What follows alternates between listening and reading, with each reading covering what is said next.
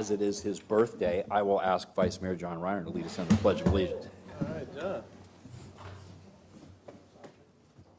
I pledge allegiance to the flag of the United States of America and to the republic for which it stands, one nation, under God, indivisible, with liberty and justice for all. I didn't realize Tim wasn't in the room. Where's Tim? He'll be here. Huh. I didn't realize he wasn't here. Okay, welcome everyone. Under the special presentation proclamations portion of the agenda, the Cricket Championship. Who is here represent? Come on up. All right.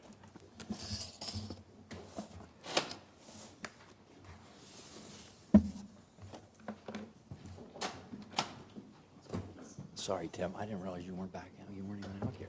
He did the pledge already. Who's the leader of the group? Oh, wow, my goodness. Don't turn around, anybody. Look what's coming in. Come up to the mic. Holy smokes. To the mic. Well, the guy with the trophy has got to make his way towards the front of the room. Wow. Welcome. Thank you, Please, sir. could you introduce yourself to us and tell us what brings you here? Definitely. It's an honor to stand here and speak, and thank you, esteemed leadership of Dublin City, and thank you for the Dublin City Sports and Recreation for giving us this honor. And Dublin Cricket Club, just give you a background. I come from India, which is like a country that's 5,000 miles away from here, and to dream that I would come here and play cricket is it's really kind of, even to think of that would come true is an accomplishment. And I think, we are really honored and thankful for Dublin City for providing us this opportunity to play cricket here in this country and this city. And, in terms of the cricket club, we started primarily playing cricket. Just, we never had any grounds, and we're trying to build this team. I mean, the cricket as a sport in Ohio or in the Midwest region, there's like about 40 teams that compete for the championship, and there are teams from Indiana, from Kentucky, from Cleveland, Dayton, Cincinnati, and several states that compete for a MCT, Midwest Cricket Championship.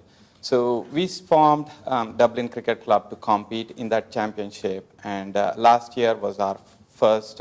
Even though we were playing the cricket league with the help from Mr. Erman and Chrissy Ambrose, we were able to work with the city to get us a facility dedicated to practice cricket.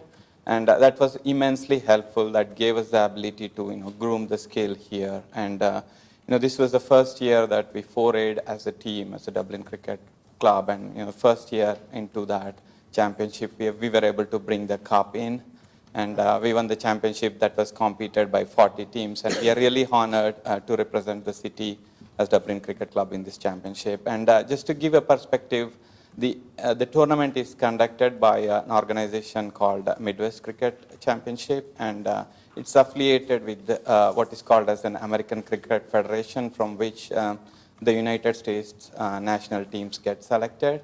And we probably have some of the best players in the team, and some players that were selected to compete at the ACF level. And I really wanted to kind of, it's a great honor again standing here. I'm kind of a little tensed because this is my first time coming here onto the stage to speak with so many people around me. But thank you again, and we really appreciate the honor. Well, that's fantastic, and I have a proclamation that I'd like to read, if you would allow me to. Whereas cricket is a very popular sport in many countries and regions, including England, Australia, South Africa, Sri Lanka, and the West Indies, and India, it is the most popular sport compared to all others combined. And whereas the Columbus region has promised an ever-ending hub for cricket in the United States, with more than 40 teams from several Midwest cities participating across 3 divisions, and whereas in 2008, what began as a passion of a few has grown into a full-fledged cricketing community in Dublin with more than 100 members who are now part of the Dublin Cricket Club.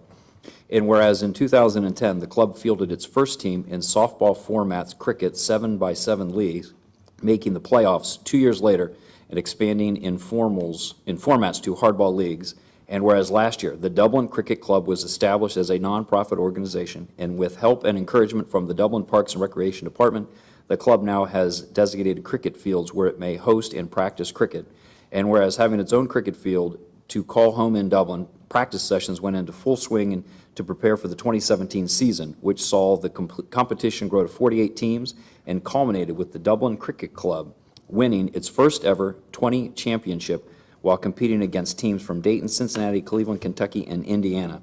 Now, therefore, I, Gregory S. Peterson, Mayor of the City of Dublin, on behalf of all of Dublin City Council and a grateful community, hereby congratulate the Dublin Cricket Club on an outstanding season and wish you nothing but the best in your future competitions. Thank you, sir. Thank you.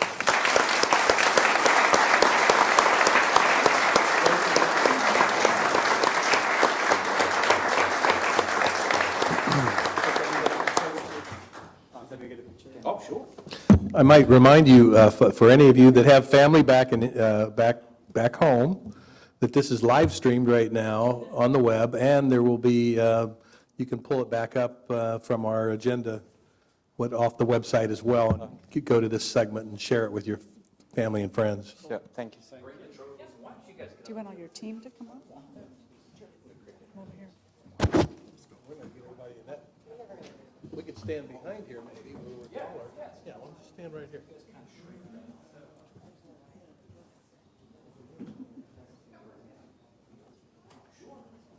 I guess they're taller than we are, just standing on the ground, right?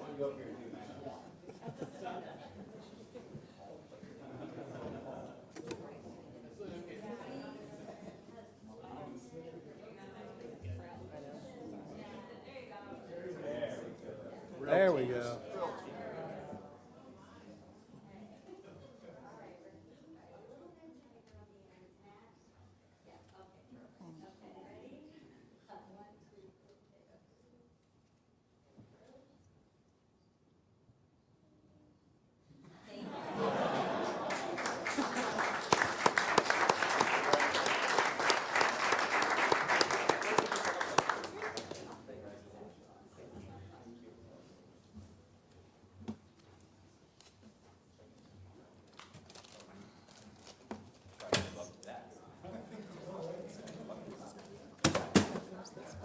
Oh, that spoke.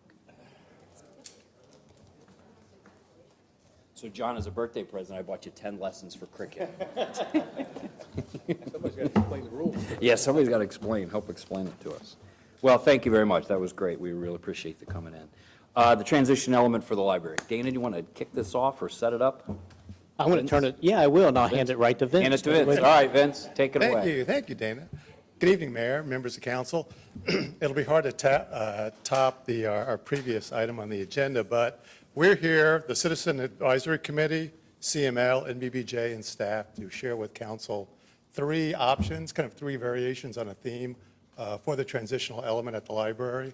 As you'll remember, you created this committee to engage with the library and staff, their design team, as well as the public, and to try to solve the question, what should be the appropriate transitional element? And so tonight, we're sharing with you those three options to get your feedback. The committee has met about a half a dozen times. We've met with the public twice in public meetings. And so the next step is for the committee to hear from council, think through your comments, and then make a determination in terms of a final recommendation. So with that, I'm going to turn it over to Tony Murray, landscape architect at NBBJ, to walk you through the presentation. Thanks, Vince. Thank you, Vince. Good evening, City Council. Again, my name's Tony Murray. I'm with NBBJ, landscape architect. We have our team over here tonight, our NBBJ CML signature transition element team. If you guys give a wave right here in the front row. We're all very excited to share some of the concepts that we've been working on here now since May, and I'll get started.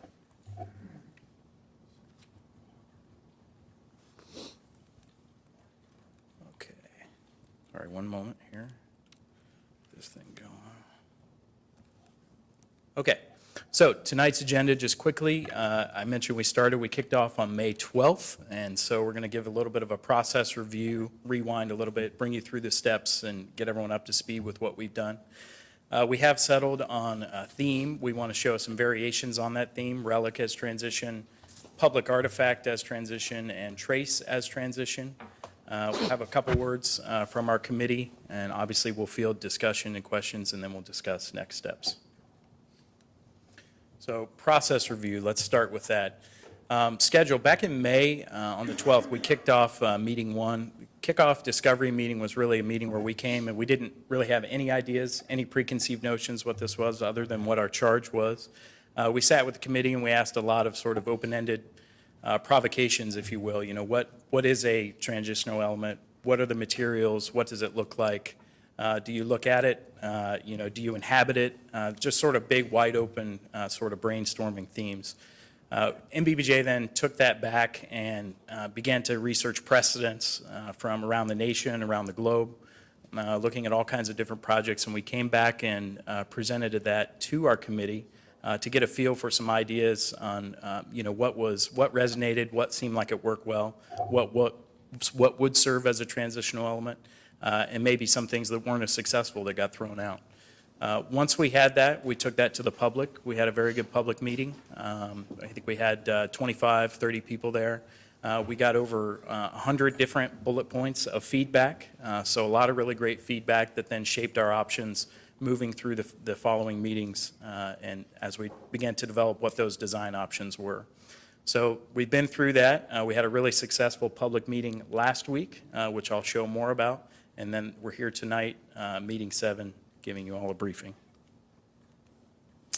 So current site design, just get everyone up to speed with where we are. Not a lot has changed in terms of the library design. The library is still pushed to the north. We still have this large, very nice public open space to the south. That is purposely, intentionally put there to kind of be a nice buffer between the library and the historic district. This plaza is a bit of a crossroads, if you will. A lot of circulation coming from the public garage into the library. A lot of pedestrian circulation. We'll be moving up High Street and into the plaza. We also feel that as the district develops, Darby and Franklin will also see a lot of pedestrian traffic coming into the plaza. So it really is kind of a true, flexible, large, open space. And as such, one thing that we felt as a committee and as a design team is this really is the best place for the transitional element to live. Not only does it have really great proximity to the historic district by which we are transitioning, but in addition to that, it will get a lot of visibility from a lot of different audiences walking around on the site. So this plaza is kind of doing a lot of heavy lifting, if you will. It is a public open space, but there's a lot going on. We're maintaining ADA access from the street. We're managing grade change. Obviously, we want to make it a habitable space, so we have a lot of site furnishings. All of our libraries have a flagpole, bike racks, you know, sort of promoting good mobility. We will have signage. We've heard a lot of feedback about interesting planting.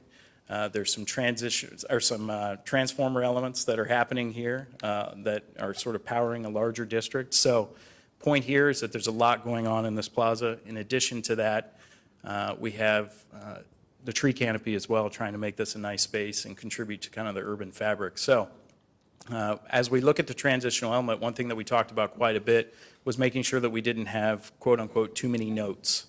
So as we move forward, we'll talk a little bit about that. These are just some photographs of the boards from our first meeting. Want to give everyone a feel for what was presented. A lot of Preston imagery, a lot of sort of far-flung ideas to really stretch the mind and get people out there thinking about what this could be. We centered our discussion around three sort of themes. Chronology, this idea of time passing and timeline.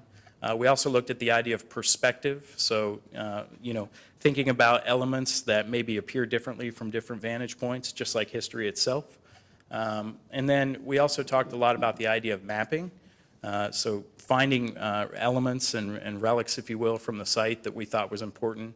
We looked a lot at the history of materiality in Dublin, a lot of the natural elements that are around, and a lot of historic features and also natural geographic features that happen here on the site. Generally, feedback on the chronology, the timeline one, was that it was, we require a lot of curation, and it was very museum-like. The perspective option that we talked about, folks were interested in, but what resonated the most was really this idea of mapping. So what we heard, of all the probably 110, 115 comments, I can't remember exactly, we were able to distill those down into what you see here. So I'm not going to read all these. We're going to move on to the priority ones. But everything from how people felt about what this transitional element was. Is it a buffer? Is it not a buffer? Is it going to have appeal for all ages? Is it going to be interactive? Will it have technology? So the discussion was very wide and broad, and committee worked together to distill that down into priority principles. So there's definitely a really strong force and comments that we're hearing about a strong interest in natural elements, stone, plants, wood, and water, so things that would be found here naturally. Appeal for the ages. This should be an element that sort of is grounded in tranquility, is subtle, peaceful, gives you a mindful presence, almost a reflective presence. The next two are interesting. We heard a lot of folks say that they wanted it to be a visual buffer to the library and to the plaza. Other folks gave us feedback that they did not want it to be a visual buffer. They did not want it to create a barrier, that the library and the plaza is a public amenity that should be celebrated and easily accessed, even if just visually. Like the ideas of stories through time, this is a library, so that was a really strong element in our design moving forward.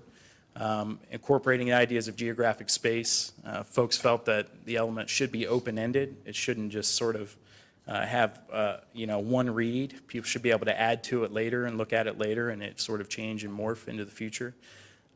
Directly about history, less abstract, and then probably the most important one, there was a lot of interest in the Washington Township building, the historic school structure that sat on this site. So our team, through probably over a course of all the meetings, this is our 7th meeting. 3 of those meetings we were presenting design options, just a few of which you'll see up here. So this is just to kind of give a feel for many of the things that we studied. There are 12 different options up here that our team worked back and forth with, and I have to hand it to the committee. They're very diligent in making sure that we came up with something that was appropriate and would have impact for moving forward. So that said, circling back to my last point, the community building as a community center, as a school, as a building that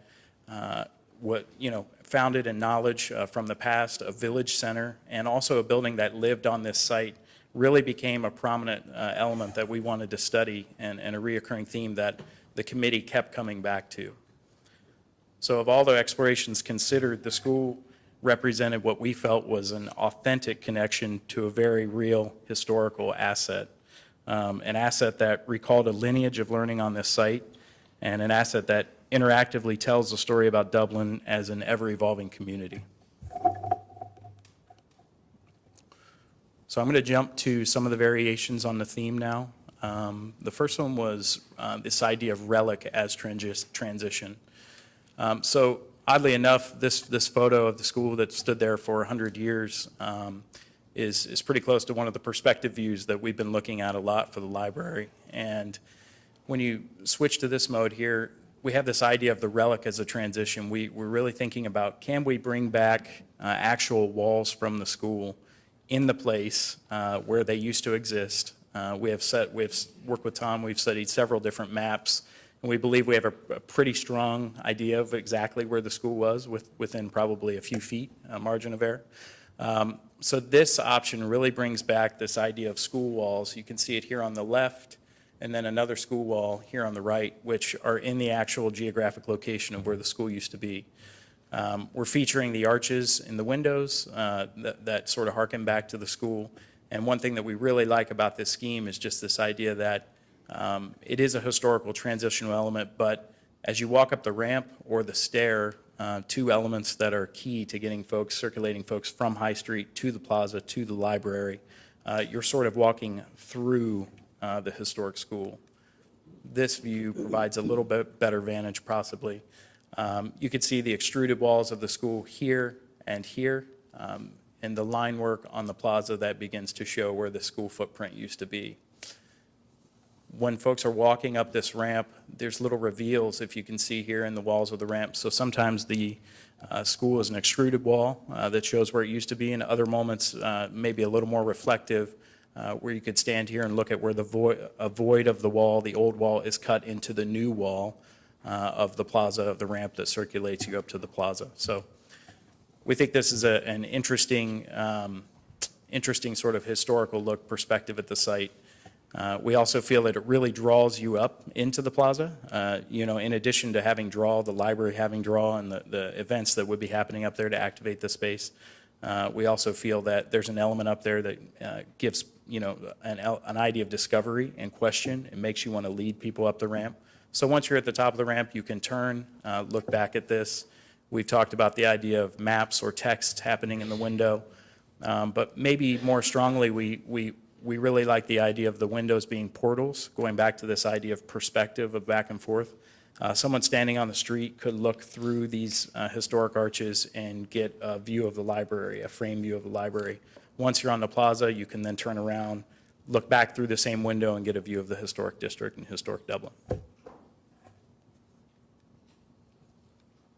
So public artifact as transition. So one of the discussions that we had quite a bit was, can public art be a transitional element? And I know that several folks on our committee certainly think so, as do we. We put a question mark on this slide out of respect for the public art process at the advice of one of our committee members. And just to say that, the idea is that there could be a piece curated that is really based in this idea of knowledge and learning that could sit on the site, that could be transitional. We did take the liberty of showing just something, a placeholder, if you will, and talking about the idea of a knowledge-themed public art. The history of this site, the idea of knowledge, the idea of learning, the idea of education, how that ties to the school, how that ties to Dublin's future, how that ties to the library. We think that's a really robust platform for an artist to potentially launch from and create a really possibly compelling and interesting piece. And then the third and last variation on the scheme is this idea of trace as transition. So one of the things the committee talked about, and I remember CML talked about, was just this idea of discovery and learning, but doing it in sort of a subtle way and a less overt way. So this scheme looks at the idea of trace as transition. So we actually do trace the outline of the old school in the plaza. It still shows up in walls, lower walls, a higher wall over here, and then it comes up in the plaza, and we still have the voids, the cuts in the large wall of the ramp that comes up to the plaza. The idea here being that knowledge and learning is really about discovery and curiosity. So this plan intends to not be so overt about what the historical transitional element is, and its intent is for someone to walk up, witness this, see this, observe it, and get a curiosity and want to learn more, maybe then venture into the library and ask questions, interact with peers, get online, do some research, find out what exactly this is. So it's a little more of a journey of learning, if you will, as opposed to an actual picture of the past. We've even taken that into the interior of the building. This is an interior shot looking back out at the plaza, sort of looking southeast. You can see the line in the plaza that's happening outside, and then the line how it then travels in here to the interior and shows up in the floor. Oddly enough, this wall that happens here is pretty close to where the old school used to be, so our architectural team is kind of looking at how we celebrate that more, and CML has also talked about digitally showcasing on the interior here photos of the library and potentially stories and maps of what it used to be to really kind of complete that journey from outside to in. So next steps, again, I mentioned last week we had really positive feedback from the public. We had a really good group. We're hoping to hear feedback from you tonight as well. We'll move forward, synthesize, and incorporate that feedback, and then we submit for final approval on 8/24. Before we get to questions, I want to just invite the committee for just a minute. Is there any statement or anything you'd like to add that I made, anything I missed?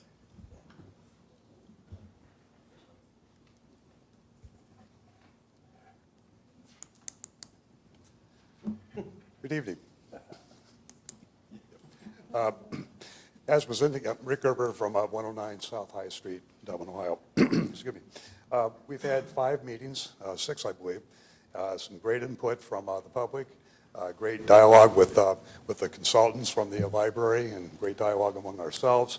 And we're here tonight. We haven't come up with a final design yet, but we have what we believe to be the final concept. And we're looking for a little input from all of you. We hope to get together, I think it's Wednesday at 7:30, to make our final recommendation to all of you, which will be incorporated in their submittal at the end of the month. Thanks, Rick. And just real quick, I had the opportunity to call each one of you when this body had decided to approach you and participating in this process, and it was a really, really important project for this group and a really important project for this community. So I just want to thank each one of you for all of the time and effort that you put into it. It is a tremendously important endeavor. I didn't mean to interrupt you, Rick. Anything else you guys want to? No, there's nothing else. I wanted to give the others a chance to talk as well.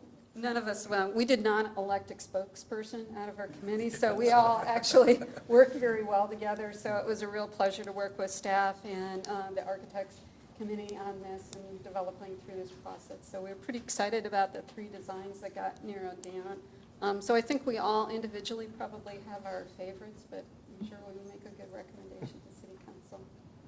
Great. Thank you, Vicki. Council, comments? I have a quick question. So with the outline of the old school, how do you know that it's the outline of the old school if you're just looking at it? Is there something that says it, or is there like an inscription, or? That is one thing that we talked about. There could be some signage or something in the plaza that actually shows, and I failed to mention that point. Yeah, I think that we would want something that told the story. Yeah. Anybody else? Can I ask you guys, I'm going to put you on the spot a little bit. Can I poll you for which each of you, I can't, I was just told I can't do that. That's what they're going to do Wednesday morning. I'm just curious. I'll call each of you. I appreciate all the work you guys have done. I don't think you have a bad choice among it. I think City Council's already had an opportunity to leave our fingerprint on this project, and I think you, as representatives of the community at large, this is your chance. Yeah, we did a similar thing, I think, I shared earlier at Homestead Park years ago when we first built that out as a township. And we put the 3 townships together as they appeared on a map in 1900. And we laid the road network out for those 3 townships as it appeared in 1900. And it's there at the back end of the park, and it's really, it was one thing that people really, really enjoyed to go see. They couldn't believe how little road network we had and what was out there. And then the names of the roads obviously were really part and parcel to the farmers and so forth that had lived and worked in the area for generations. So I think this is really cool. This will be a real addition, and thank you for your work. Right here. Anything? Tim? Yeah, I just want to thank you all, for your contribution to this effort and so forth. I appreciate it. I think we've got a really good cross-section of individuals here, and I would imagine varied perspectives and so forth, and so I trust in your collective wisdom. The overarching element, obviously, is the outline of the school, and, I think that's really the theme, and I don't want to venture, frankly, an opinion, because it would just be my opinion, and I'm not sure that is more valuable than your opinion or, the communities at large. So I think we've gotten to a good set of final options here, so I'm sure you'll make a wise decision. Thank you. Anything else? John? Knowing all 5 of you personally, I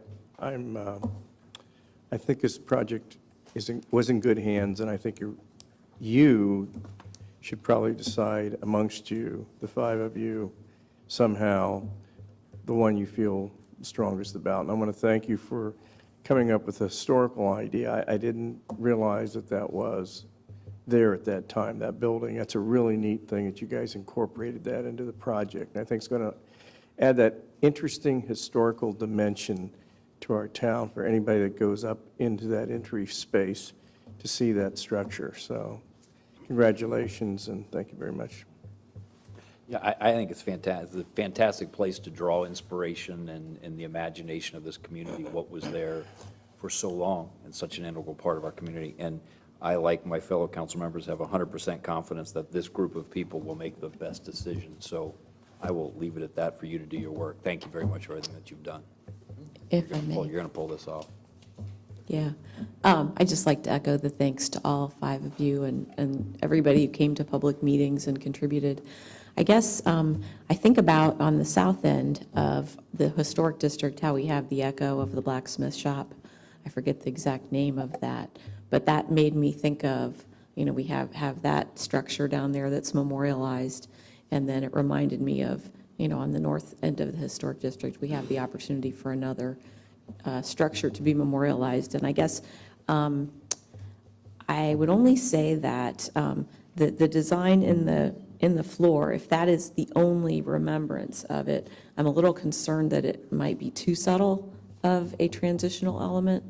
I don't know, I think people might be looking for something a little more above ground, but I like all the designs, and like my fellow council members, I know you guys will do a wonderful job choosing. Thank you so much. Okay, thank you. Appreciate it.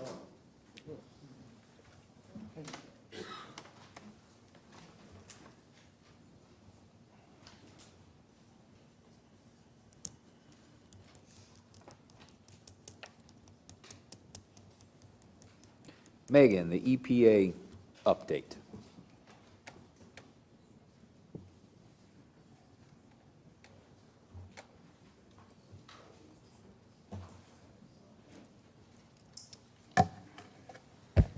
Good evening, members of council. During the June 26th City Council meeting, AEP representatives presented an overview of their plans to improve the electrical system in Dublin's West Innovation District.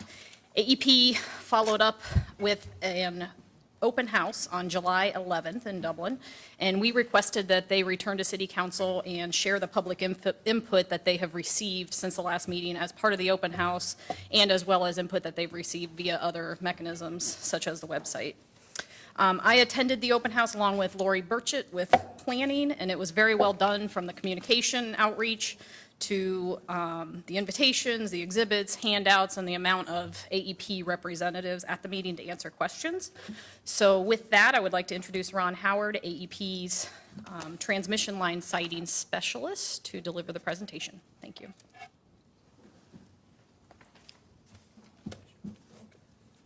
Actually, we're going to start with Mike Fackler, our project manager. Good evening. So we're here tonight to recap the June 26th City Council meeting. So just to go over our last City Council meeting in the project need. So the increasing need for more power in Dublin and the surrounding areas requires electrical transmission infrastructure improvements. The benefits are improving the reliability for Dublin and the area customers by adding an additional source into Dublin Station, and then also meeting the existing demand for power and provides future economic development.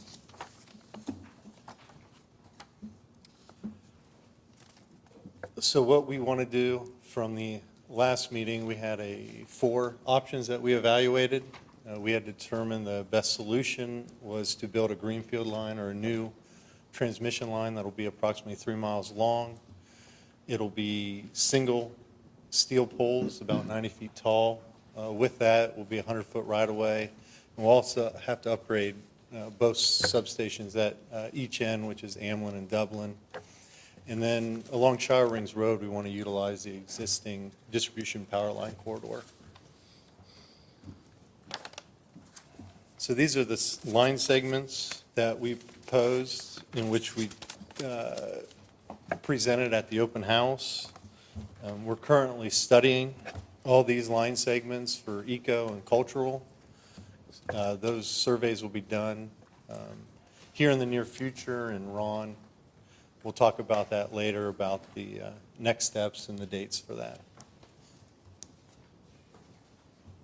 One request City Council had last time was to visualize this, since a lot of people aren't familiar with the terms and such with transmission lines. So the image on your left is what we're proposing along Shire Rings Road. So the lower wires are the distribution, so we would be removing the wood poles, placing new steel structures with the double circuit 138 that's on the top of those steel poles. And then on your right, as we discussed last time, if we build this double circuit line, the single circuit Dublin sawmill line will be removed. And the picture in the middle is the existing Dublin sawmill line, and the one on the far right is a visual of how it would look once it's removed. So we still have to keep the distribution above grade, but the transmission line will be completely removed.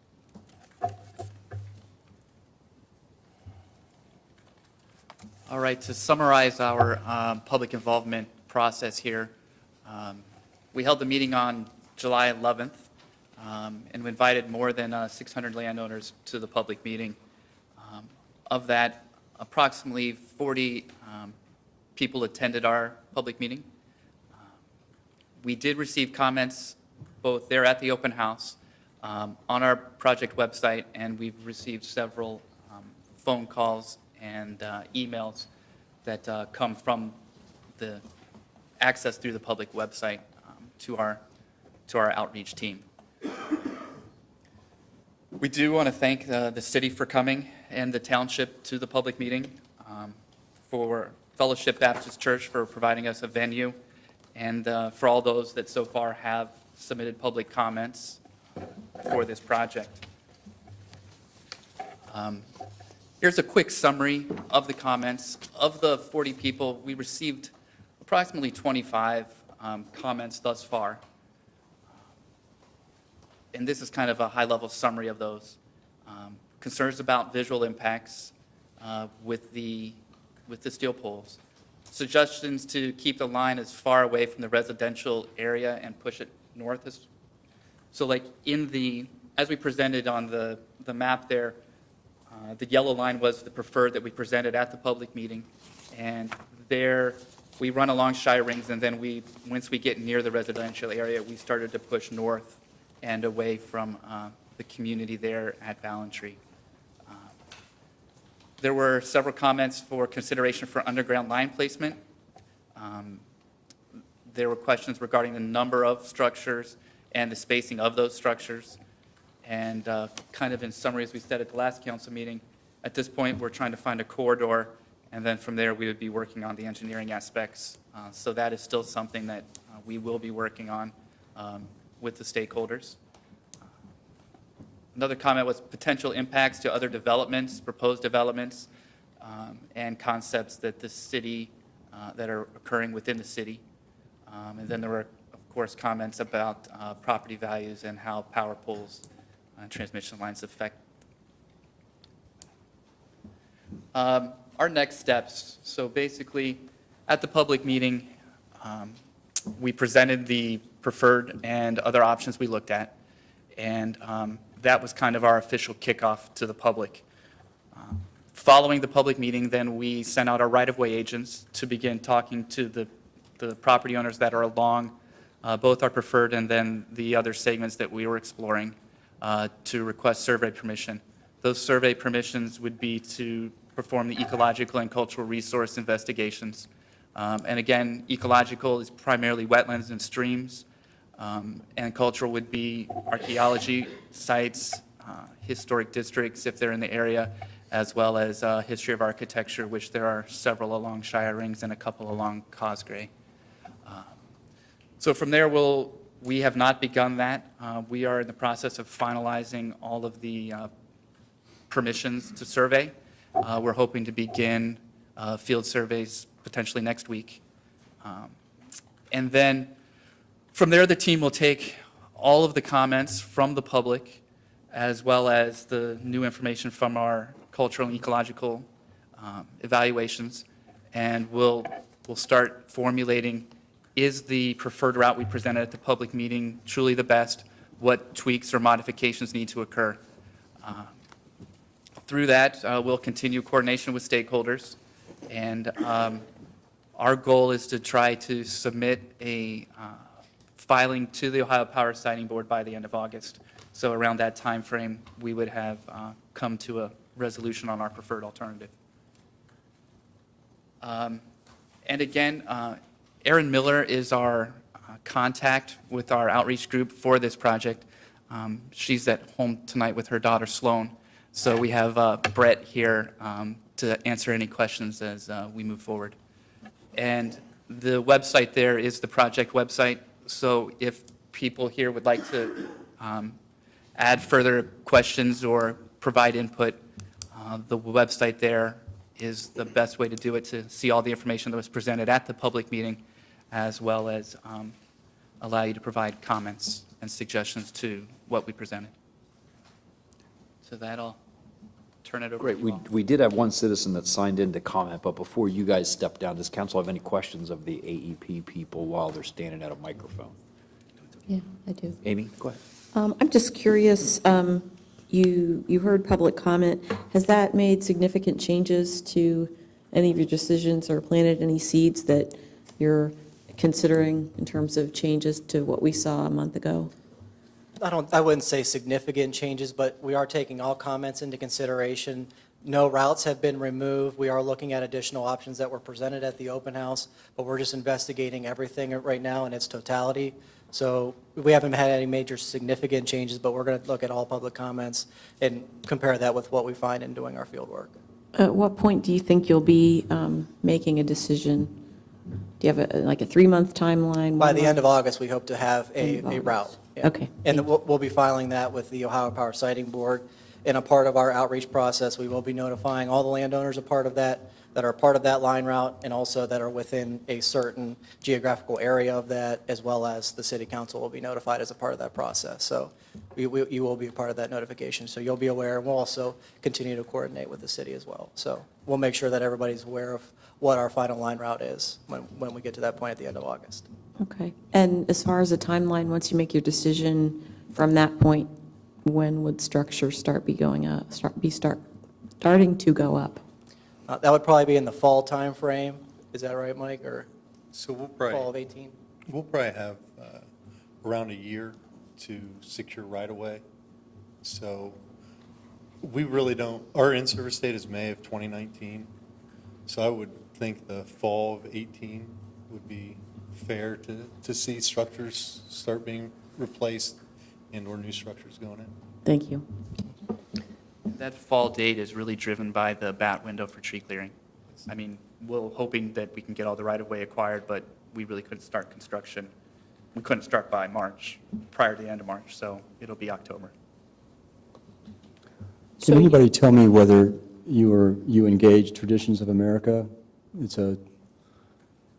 We have spoken to Traditions of America. Okay. I know they had an interest in the southwest parcel that there at Shire Rings and Cosgray? Yeah.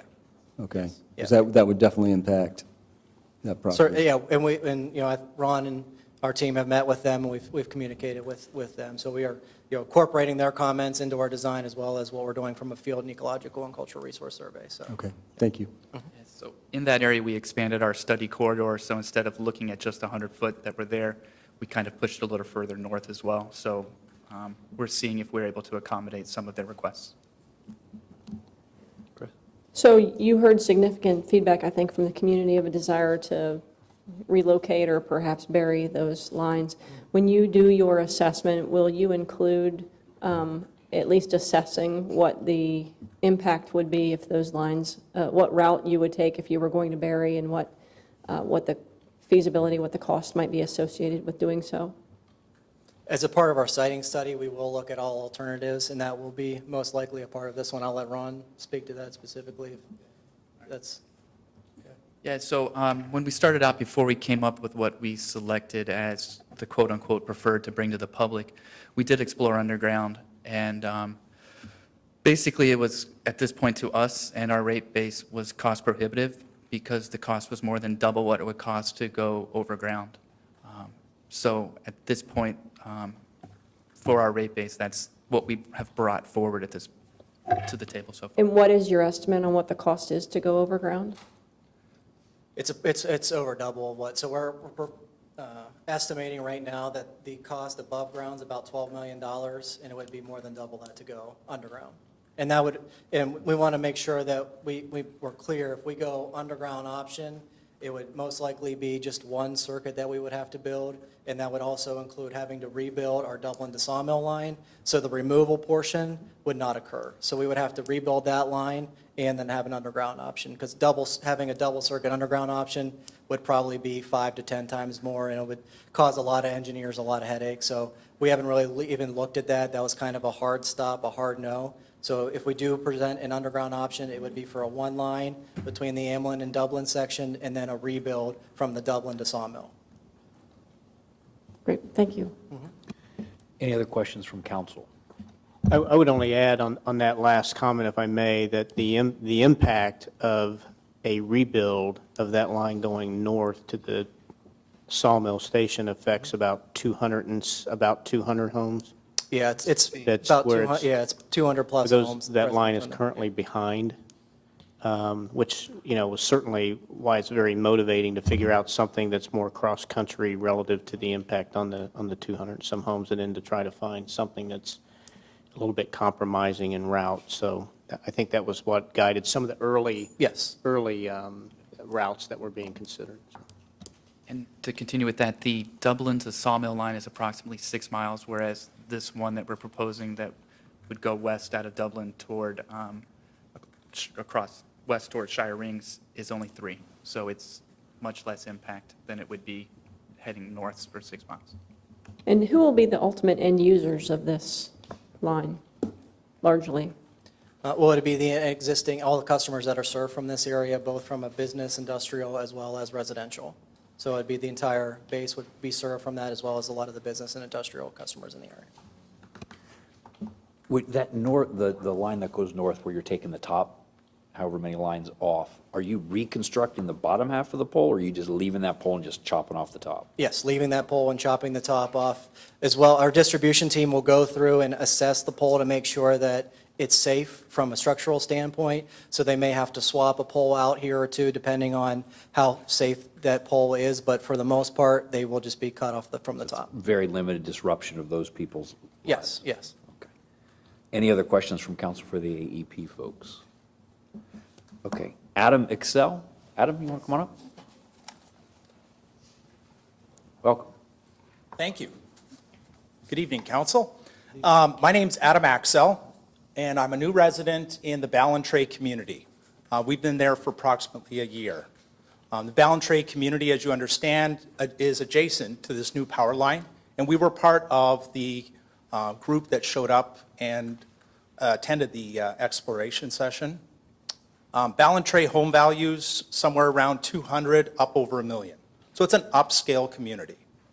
I'm asking for your support and consideration to further explore the bearing of the lines, at a minimum to look at the study segment as opposed to the proposed segment. We moved here, as I mentioned, a year ago. We came from Westlake. We love this community. We could have gone anywhere. We love the Buckeyes. Our kids are through there. We really enjoy Dublin. We fell in love with the community, and we realize you pay for what you get. Great services, great community, great education, great amenities. To drive around the cul-de-sacs, you don't have to do that, but you do. Great pride in our community. That's why we pay our taxes. We're not looking for the cheapest scenario. We're looking for the best scenario. Power lines are big. They're ugly. They're permanent. You're not going to change them. It's worth of the diligence to look at all options and the ripple effects. Once this decision is made in T-minus 30 days, they're going to move, and there's no going back on it. As new residents, we've driven all areas of Dublin. We also loved Muirfield Village. We understand up there, many lines are buried. We understand, it begs the question, would poles go through Muirfield? And so we're asking for your consideration, for your help in just slowing things down to look at all options. This past weekend, I moved my son into a new apartment, and I actually rented the U-Haul over here on Old Avery Road. And an interesting story, he said, I can't park my trucks back here because they could be visible from the highway, and that's advertising. I said, well, that's interesting. We take that much care in the community that we live in, and these are big. We've seen them. You can throw it back up there. They're big, they're permanent, they're happening. So my request is just to slow down, due diligence on it. I was also, and I have to assume positive intent, but we did our homework. So we went online, as I'd encourage you to, and look at the two segments. And affectionately, through our neighborhood, as we're talking to others, we said, which one? The blue one, the proposed, or the yellow one, the study segment? When in fact, I get here tonight and they're kind of flip-flopped out of just sloppiness. So I would have just ask AEP, just be consistent for those that are working in community relations. And it would affectionately was, do you want the yellow line or the blue line? So here they're kind of flip-flopped, and it's just causing unintended confusion. So just kind of be leery of that. So that's kind of my story. I'm just asking for you as landowners. We love this community. We're here. We're retired here. We're not moving. We would definitely love for a little more time, a little more study. And one thing we've seen from Dublin, we're not looking for the cheapest solution. We're looking for what is it going to look like. This is a legacy. What is it going to look like for the next 5, 10, 20 years going forward? So for your consideration, thank you. Thank you, Adam. We appreciate you coming in. Yep. What's he talking about with the blue line and that line? This is just. Do you know where you found that? Information on the site. Just compare that to your map. It's just flip-flop. Just the Oh, you mean the colors? colors of what's proposed and what's other. Okay, So so just on at what's the here level. tonight, what's up there is in black, but on here it's in yellow, and what's on there is in yellow, and here it's in blue. Yeah, small issue, it's just in the community as we're watching. I understand. and It's talking. perception. It's like perception as, hey, the yellow line, let's go for the yellow option, as opposed to proposed study site. I get it, I understand. Thank you. That's Yep, all. absolutely. I'll make sure that that gets updated. I'll work with our. Yeah, I mean, he has a updated. point. I Yeah, mean, Yeah, the I 100% expectations are agree. everything. Yeah, I wrote my note down. I'll follow up there. I'll follow up with our web folks to get that updated as soon as possible. And I don't know, Dana, whether you are the one or Megan would be, or one of you guys, AEP, what is our role and how's all of this play into it for us to be making considerations? Well, certainly, AEP has a requirement, as they've laid out, to go through their power siting process and involve the input of the community. They are a separate utility, obviously, and are required to go through their own processes. As a community, obviously, we take great interest in how this is done. We have been working with, staff has been working with AEP for several months, actually, just trying to understand the costs, what were the trade-offs in routes. In fact, brainstorm some ideas on just how to figure out ways to make it as minimally impacting as possible. So a lot of these routes were the result of discussion of many months. I give Megan and her team credit for, and this AEP team credit for really trying to work through many options. We're trying to find really a good balance here between, and from the beginning, staff wanted to pull away the power line from Ballantrae because we knew how impactful that would be.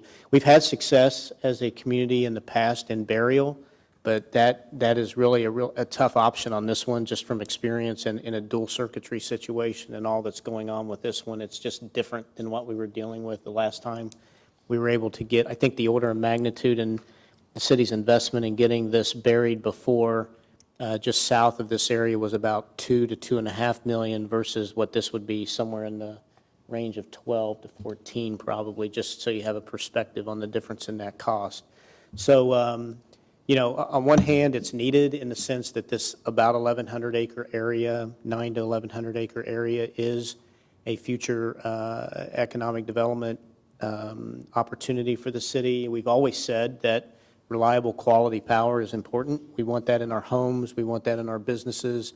This area will be in need of power like this. And the idea of getting the substation, which is now called the Amlin substation out there, originally was the idea of trying to bring more power to the area. But current and projected growth would require a more power usage. So, on one hand, it's a good thing for reliability and capacity and so forth. On the other hand, it's a bad thing because of the aesthetics. And we certainly as staff, we will work with AEP to do everything we can to minimize the unsightliness and the negative impacts that such a line would have, which is really why in one of the routes the city's suggesting coming through some of the property that the city purchased recently as a way to pull that north and at least expense and try to help with that process. So don't have the answers yet, and I couldn't agree more. Slow is better in looking at these alternatives and trying to identify the best one and the most cost-effective. So we'll commit staff to continue to work with AEP and, of course, with the community to try to get that done. Tina, did I hear you, thought I heard them say that they couldn't do dual-phase underground? And is that correct? That's correct. And, I mean, obviously, there's two different qualities here. Single phase is what you would do if you were underground versus dual phase. Is that just more juice? What's I'm going to have to lead to one of my engineer, or Mike, I don't know if you want to. So one of the biggest issues with that is we'd have 3 underground circuits into Dublin Station, and our planning department does not accept that for reliability. So we have to at least have one overhead source into Dublin. And that's for redundancy? That's correct. Could we look at possibly burying one of them and making a smaller above ground so that the poles that would go up would look more like what we see along Sawmill than the 100-foot in the 2 images that we have here? Could we, if we did partial underground, then our above ground could perhaps look like this? So You'd have a single phase under and a single phase over. we could, but as far as the economics, I mean, that'd still be. How much does it cost? Well, I think that's the information Right, we're those- kind of those are asking the- for. those Is are just the think things that- creatively of how we can minimize the impact to the best of our abilities. I mean, that certainly is an option. One of the other things we want to make sure that we present is, if you want to go, you have the route here along the Shire Rings corridor between basically, Avery and where our Dublin station is located, is very constrained. There's already a lot of existing underground utilities. So if we put another underground line as well as an overhead line, we'll need multiple, our right-of-way would have to extend. So we would have additional impacts because we wouldn't be able to put one right under the other. So we would have an issue there. So we would have more of a disturbance. I guess what I think we want you to understand is that we'd like to hear those things, and maybe we would consider some of that if it were justifiable and it made sense, perhaps not. But it would just be nice to have all of the options on the table with price tags associated with them, and then that would help us to make better decisions. One thing I would add, too, to finish the answer from previous question is that as far as the city's involvement, we would probably, or we have a history of providing comments at the Power Siting Board relative to support, non-support, and so forth. So we would like to get to a position where we could weigh in on that. Hopefully, something could be worked out that we could weigh in positively and support, but we've got work to do when it comes to that, so.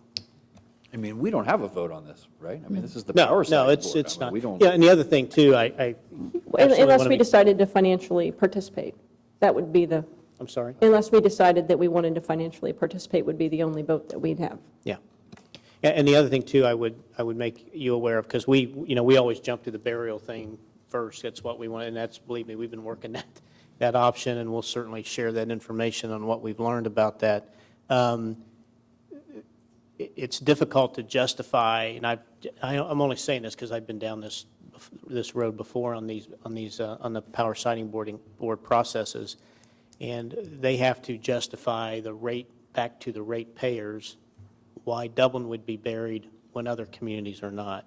And that is a huge obstacle for them to overcome at the Power Siting Board unless somebody walks in and writes a big check to do it, namely would be the city. So I'm not saying they can't get some approval for that, but it's just very difficult to get that approval because that justification has to be made to the greater rate base that the organization serves. Now, I'm not saying it's impossible. I'm just saying that's just a big obstacle to get over. Right, and I get that, and I totally appreciate that. And I think what would be really helpful for us, if we end up having to choose exactly one of the two routes that's on here, would be for us to be able to speak knowledgeably about that with our constituents, so that, when we have a Mr. Axel come to us and say, well, why did you guys support this?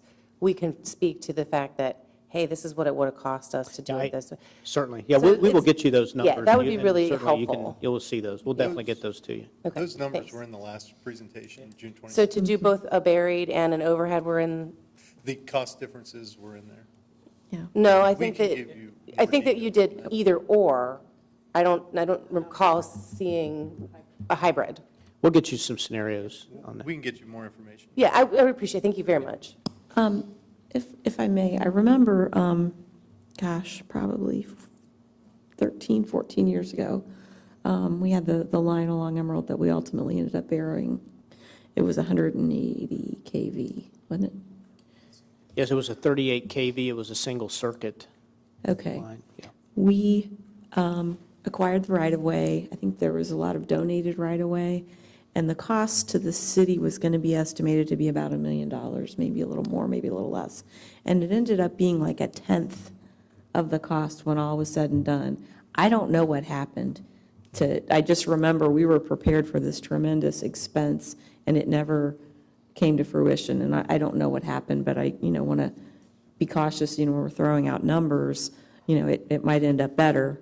That's thing one. Thing two, I have a question about the yellow route on our slide, and I think really got to get that corrected, because if you've got a bunch of public comments saying, they prefer the yellow route, but it's really the blue route that they're looking at or whatever, that could be really significant to your public input.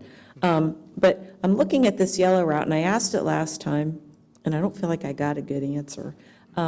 Why is that the preferred route when you're looking at closer to the neighborhood, right up the middle of our community park, up against 33, which is an economic development corridor? That seems like, 3 strikes to me. And I look at the black line on our map for clarification, and it looks much more direct, and it's more, as you guys said, cross-country. I'm just curious what it is about the yellow that makes it preferred from your perspective. Yeah, I can speak to that. The black line on this map that we've got here in the room has several drawbacks that we chose to avoid at this point. We're not saying that they're showstoppers, but they're very difficult for us. One is the proximity of Nestle's new diesel generator that they went for backup power. We would be going over top of that, or would have to come in and impact the church to come around them, impact the church property, which is doable. But then as we come across, we basically couldn't reach out to the Citgo facility until we kicked off the meeting officially. So right now, engineering is talking with their engineering. The concerns are to squeeze through there without having to take any of the businesses north of the Citgo. We have to get an overhanging easement onto Citgo's property.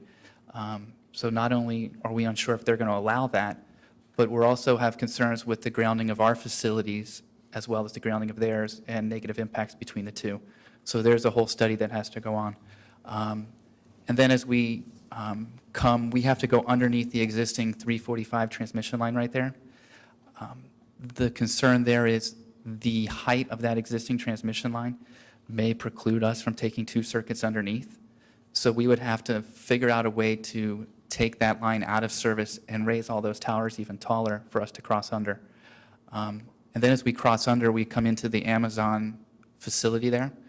Currently, Amazon is building a large pond right there, and we're trying to work with them to move that pond that they've already dug. So right now, we can't actually cross under at that location and put poles in because they'll be in the middle of a pond.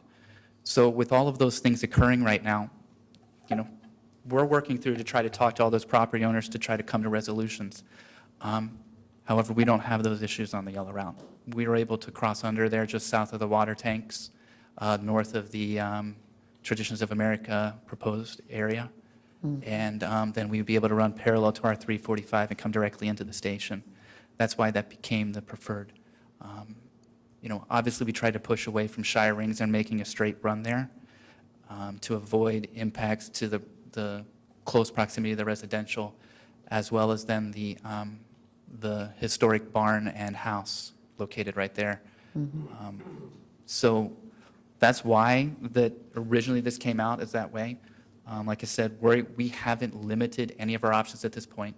We're doing field work on the black and the yellow as we continue to explore the viability of the north while we presented the yellow as the preferred. Okay. Thank you. I appreciate that. Anything else? Nothing? Moving on? We'll keep you updated as it progresses. Okay. Thank you. Citizen comments. Kathy DeRosa.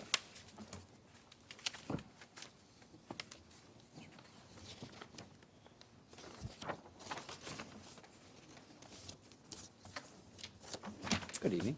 Good evening. My name is Kathy DeRosa, and I live at 7269 Golden Place. Good evening, Mr. Mayor and members of council. Thank you for this opportunity to speak with you this evening. Let me begin by saying thank you for your service to the city. Your leadership, very hard work, and commitment to excellence and governance make a real difference to Dublin. There is no doubt robust, broad citizen involvement is the secret sauce to building thriving communities.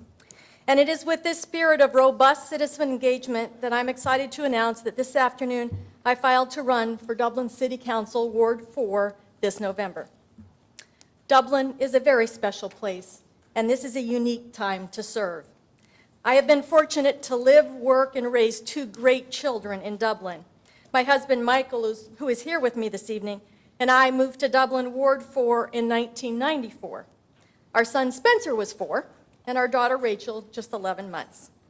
When we settled into our home on Golden Place, Dublin had one high school, no Starbucks, cornfields, and as far as I can recall, no roundabouts. We have been both the fortunate recipients and willing participants in forming today's Dublin, a vibrant, economically strong, always learning city made up of many wonderful neighborhoods.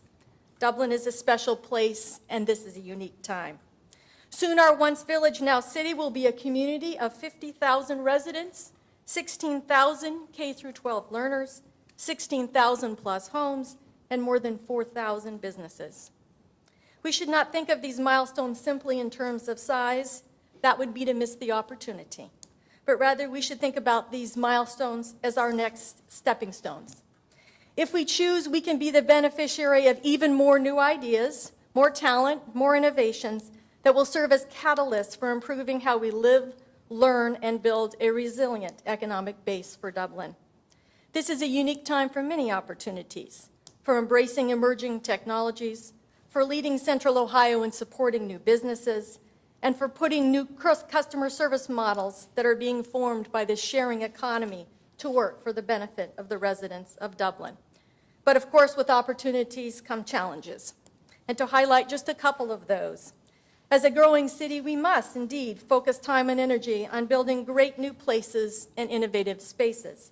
But we must be equally focused on supporting and enhancing our large and maturing infrastructure across our pre-year 2000 neighborhoods, our increasingly congested roadways, our existing business and retail parks, and our great parks and recreation. We will need balance while we build. As a growing city, attracting the best talent to our community is a must. We must foster both educational and work opportunities for our students, and we must invest adequately to ensure that the 30% of our residents who will soon be over the age of 60 have the services they need at a price they can afford. These are real challenges, but again, we are fortunate. We can turn to our community, our secret sauce, for ideas and solutions. A bit more about my background and perspective, experiences that I hope to bring in service to the residents of Dublin. It might be easiest to say that I would bring a suitcase of experiences to council.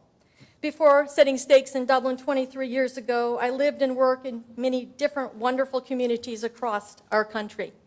I was raised on a horse ranch in Montana and went to college at the University of Arizona in Tucson. My first real job was as an accountant for the tech giant Texas Instruments, and later as the financial controller for a technology startup in Dallas, Texas. Mike and I headed east, where I attended Harvard Business School and joined Pricewaterhouse Boston consulting practice after graduation. We returned west, this time to California. I worked with Pricewaterhouse as they established a new practice in Silicon Valley. Luckily, a great opportunity for Mike brought us to the Midwest, to Dublin. I joined Cymex Systems in Columbus, where I served as marketing VP for several years before becoming OCLC's first vice president of marketing and later VP for its largest geographic region. As an executive of one of Dublin's largest companies for more than a decade, I understand what it takes to recruit top talent to Dublin and to grow a business in our community and across the globe. I'm a proud mom of 2 graduates of Wyandotte Carr and Dublin Kaufman. Spencer went east to college and stayed in Boston, and Rachel has begun her post-secondary work in medicine in Southern Ohio. Our outstanding schools and teachers prepared them well. I would bring these perspectives to council. I am currently one of 7 citizen members of the Planning and Zoning Commission, and I was fortunate to serve as a member of Dublin City Schools Business Advisory Council for 2 terms, chairing the Communication Committee both times. Fostering cross-business and school exchanges and cross-town, cross-state, and global collaboration have never been more important to Dublin. Today, I run a consulting practice working with community colleges and entrepreneurs to grow their reach and impact. Education and job preparation at a reasonable cost matter to our collective future, and I would bring these perspectives and experiences to council. In closing, let me just add a few perspectives of fellow resident Dublin Ward 4 members. I run, or more accurately, I jog with feeling many mornings, and I stop regularly to chat with others outside on our parks and paths. When I ask fellow residents what they want most for Dublin and from their council and what their city leaders, they tell me they want Dublin to innovate, but to hold on to the fundamentals that make this such a great place to live. Don't sacrifice our small town feel, our national and natural treasures, our values for growth's sake. Balance today with tomorrow. They moved here for great schools and they stayed. They want us to grow trees, not traffic. They believe if taxes are high, value must be even higher. How can our leadership create even more value without growing our taxes? They want to be informed and involved. There is no substitute for face-to-face conversation, nor an invitation to be part of the discussion. Our neighborhoods and our neighbors expect, and they should expect, a lot from our city. I would bring this perspective to council. Dublin is a special place, and this is a unique time in our history. I would be honored to earn the opportunity to represent and serve Ward 4 and all of the residents of Dublin on council as we come together to build our next chapter. Thank you, Mr. Mayor, for your time this evening. Thank you, Mr. Rosa. Is there anybody, nobody else signed in, was there anybody else that would like to comment on an item that is not on our agenda? Seeing no hands, we will move on to the consent agenda. Would any council member like to remove any of the 8 listed items on the consent agenda and have it placed on the regular agenda? Hearing none, I make a motion that we pass the 8 items listed on the consent agenda. Is there a second? Second. Ann? Ms. Salee? Yes. Mr. Lechleiter? Yes. Vice Mayor Reiner? Yes. Mr. Keenan? Ms. Aludo? Yes. Mayor Peterson? Yes. Ms. Ambrose Grooms? Yes.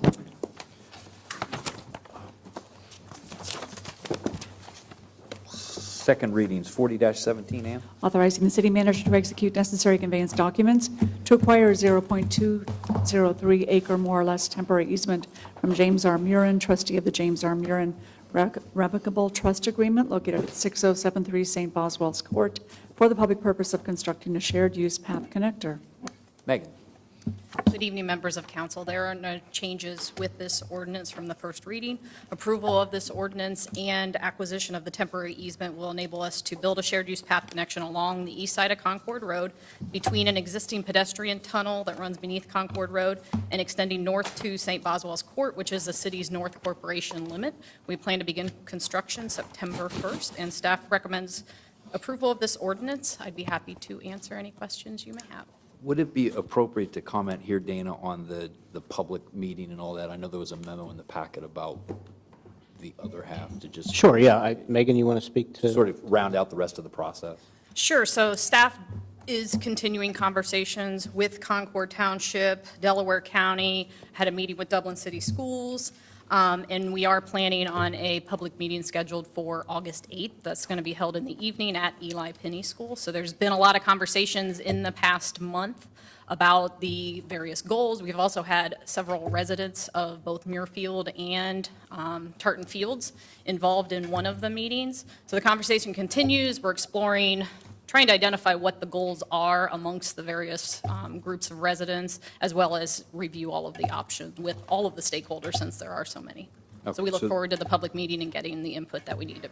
So this ordinance is sort of our half of the equation and the meeting up there, and it's at Eli Penny, it's at the school? It's going to be held at Eli Penny. On yes. August 8th? Yes. So anybody that wants to talk about the other half of this equation should go to that meeting. Yes. And Dublin staff will be there as well. Thank you. Any comments from council? I just wanted to thank you, Greg. I was passing by and saw you meeting with some of the residents there and trying to find solutions. So I just appreciate the time and effort you've put into that, as well as all of staff's time. And I just really appreciate the pursuit of a solution that's going to be fantastic for all parties involved. Yep. Any other questions or comments? Ann? Ms. Saleh? Mr. Keenan? Mr. Lechleiter? Yes. Mayor Peterson? Yes. Ms. Ambrose Grooms? Yes. Vice Mayor Reiner? Yes. Ms. Aludo? Yes. Thank you, Megan. Ordinance 41-17? Rezoning approximately 3.0 acres on the east side of Avery Road, approximately 700 feet south of the intersection with the Rings Road, from R1 Restricted Suburban Residential District to SO Suburban Office and Institutional District. Claudia? Good evening, Mayor, members of council. This ordinance 4117 was introduced at your meeting on the 26th of June, and there are no changes. And I am here to answer any questions, should you have any, and the recommendation from the Planning and Zoning Commission as well as staff continues to be for approval of this ordinance.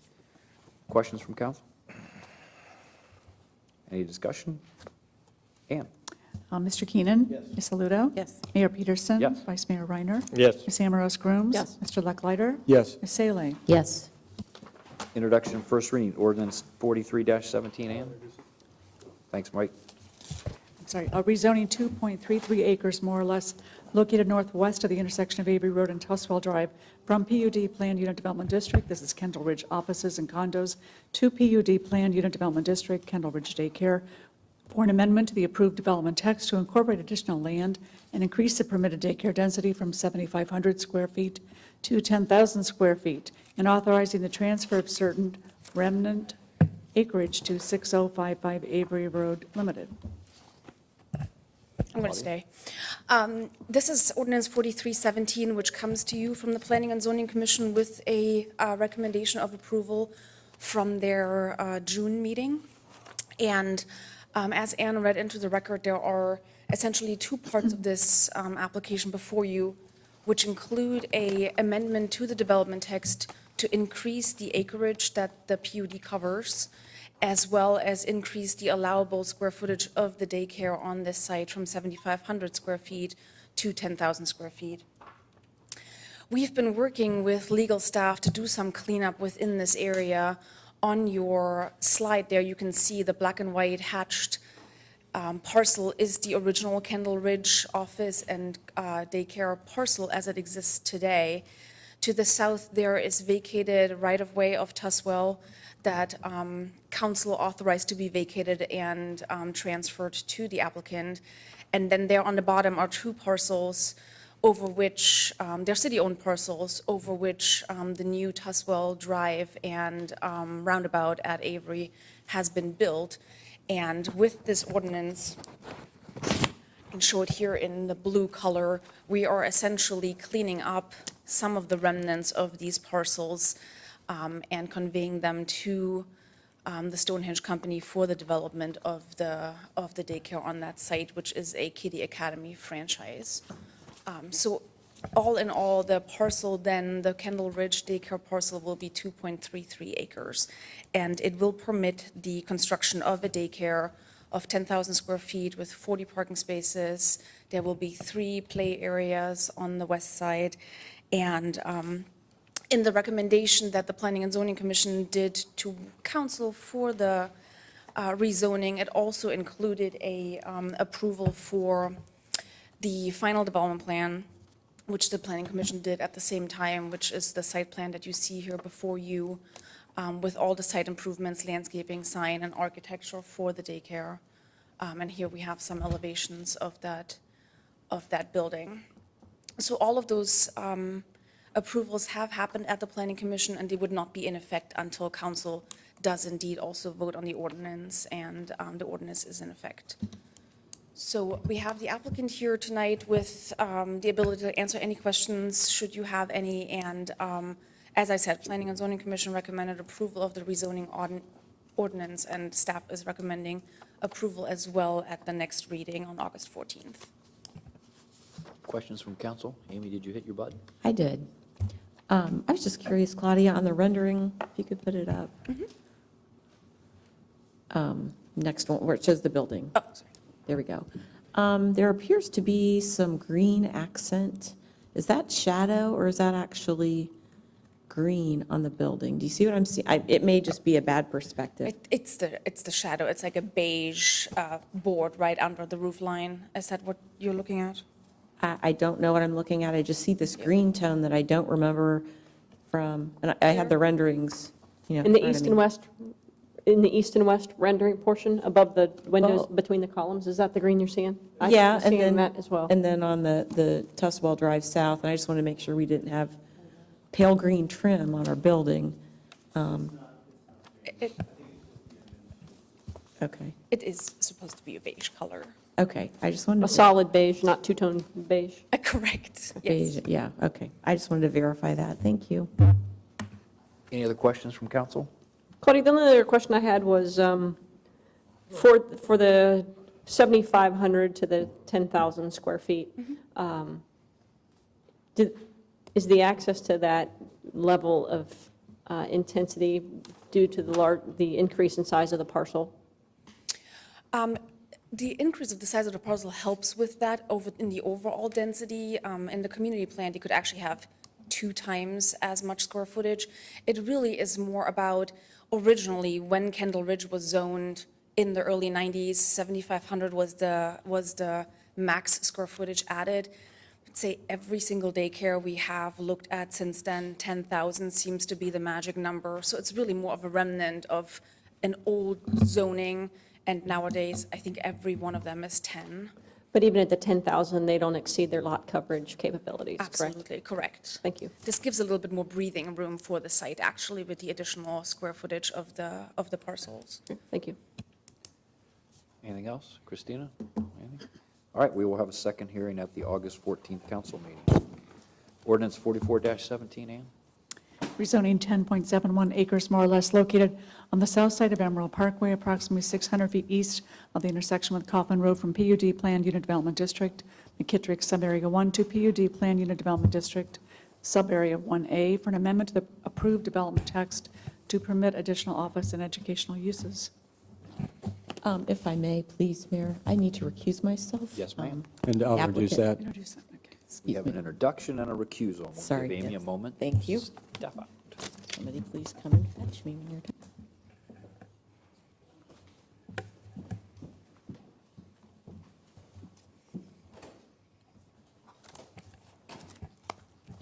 And again, I have a very, very quick presentation, and there's representatives from the school here as well, should you have any more operational questions tonight. This rezoning is for the creation of a new sub-area within the McKittrick PUD, and we're looking at the western vacant Verizon building there outlined in yellow. And if you look at the sub-area map that exists for the McKittrick PUD, which includes Cardinal Health within sub-area 2, the Kilauea subdivision in sub-area 4, the Verizon building back then for Ameritech was zoned within sub-area 1, and the only use permitted within that sub-area of the PUD is office. So there is nothing but office permitted currently. And as the schools have been looking toward finding space for an alternative high school, they have identified this building meeting their needs. And with that rezoning is necessary to open up the uses and to permit the variety of educational uses that the schools foresee to have take place within this building in the future. Most of the development standards, all of the development standards really are intact as they are today. It is really the list of uses that was amended. Everything else within the PUD stays the same. The community plan has this site shown as the premium office and institutional district, which is applicable to a lot of sites that we have with highway frontage, and it is included for sites with uses such large-scale facilities, major universities, large office buildings, as you see in existence today. The Planning and Zoning Commission also approved the final development plan, which really included more or less the acceptance of the site as it exists today. The schools worked with our traffic engineering staff to make sure that the buses can circulate within and throughout the site, and they have satisfactorily provided all this information to our staff. So from an operational standpoint, the student population would be limited to the bottom 3 floors of the building. The 4th floor would be dedicated to administrative uses, offices, meeting spaces. And as far as we have been meeting with the schools, it appears as though that there would be 2 sessions per day from all the different high schools coming together for half-day sessions at this school and then the other half at their home school. And the transportation would be done through the bus service. There is a kitchen in existence which may be used for the use of the building occupants. And then the schools have been working with Columbus Metropolitan Library to have them locate there for the years of the construction taking place within the historic district. So with that, the Planning and Zoning Commission, again, has recommended approval to City Council. They met on July 13th and reviewed this proposal, and then staff and the commission are recommending approval at the public hearing August 14th. Questions from council? Is there anything special that would need to be done for this to be a mixed-use building? You know, all the other buildings in this sub-area are single-use buildings, largely. Are we fully covered against, because it will be educational and office, or it could be office lease space or whatever might come? Right.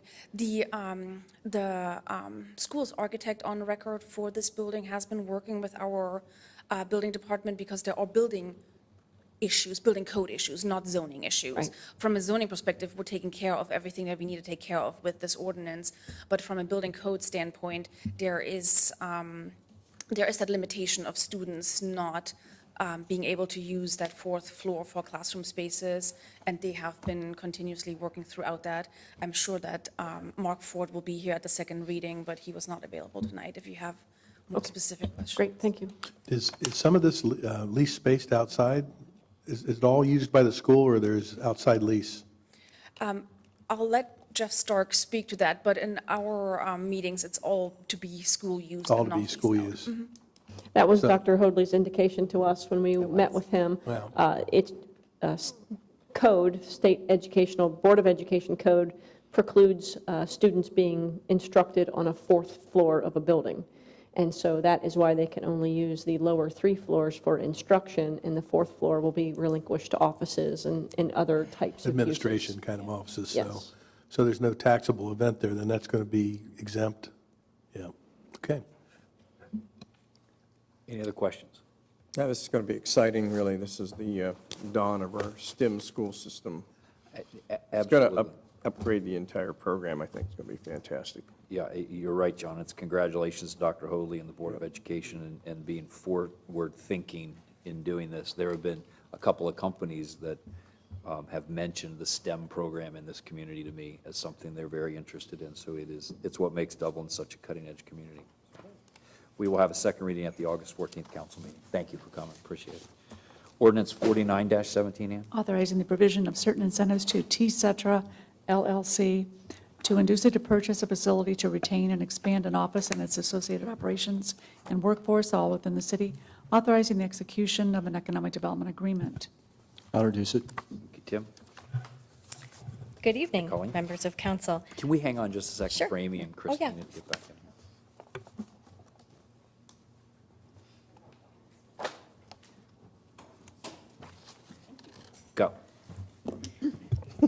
Economic Development staff has been working with T-Cetra on retaining the company to Dublin. It has outgrown its leased space. They've been evaluating the purchase of several buildings, both in and outside of Dublin. The company currently employs 87 and plans to grow to 180. This is a technology company, so it does fit in the different industries that we look to retain in our community. Before you tonight is a retention and expansion incentive worth $120,000. It's split into a retention grant of $35,000 that is tied to the company acquiring a minimum 25,000 square foot facility. And then the second piece is a 4-year, 18% performance incentive worth $85,000, and that is tied to the company reaching those payroll and growth targets to the 180 employees. And overall, during the 10-year term, because the company will be required to own the building that long, the city expects to net about $1.2 million. And I can answer any questions that you have, and the company will be present at second reading to address any questions. Any questions from council? Thank you, Colleen. August 14th, we'll have a second reading. Thank you. Resolutions, Resolution 51-17, Ann? Authorizing the city manager to enter into a right-of-way agreement with Concord Township, Delaware County, Ohio, for the development of conduit and associated fiber optics. I'll introduce it. Thanks, Tim. Good evening, thank you. As the title suggests, this has to do with the deployment of conduit associated fiber optics within Concord Township and within their township-owned right-of-way.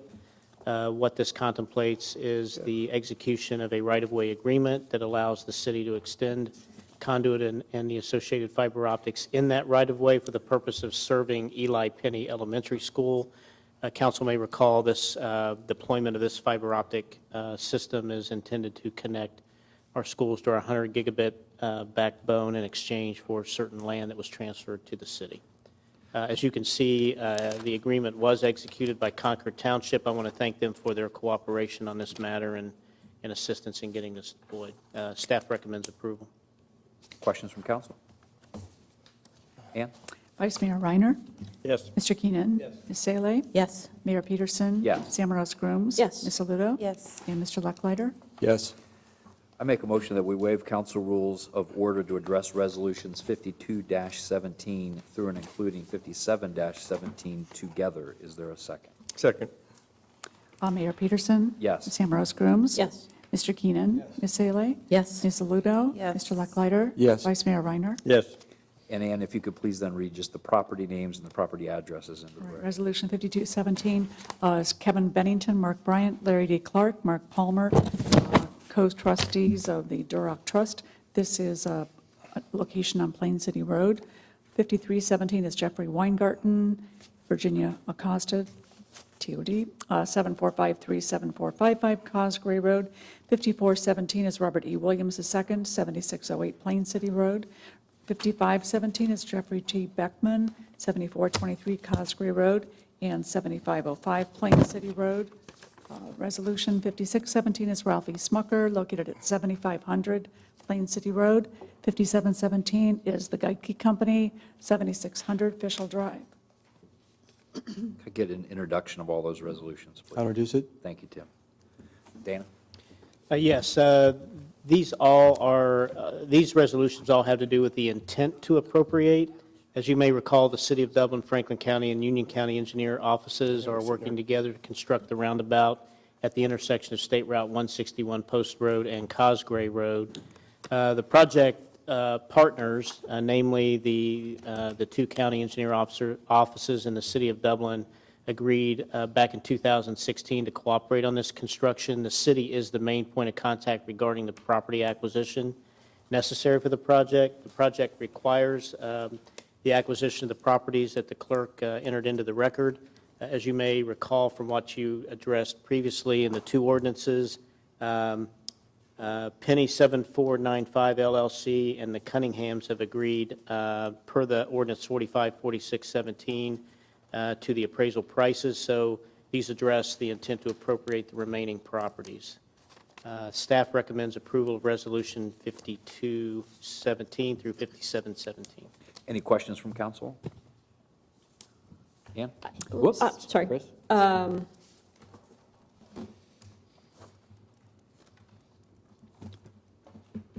I do have one question about, so portions of this are in Dublin, portions are in Franklin County, portions are in Union County. It indicates in the staff report that it is a partnership. It didn't indicate the levels of those partnerships.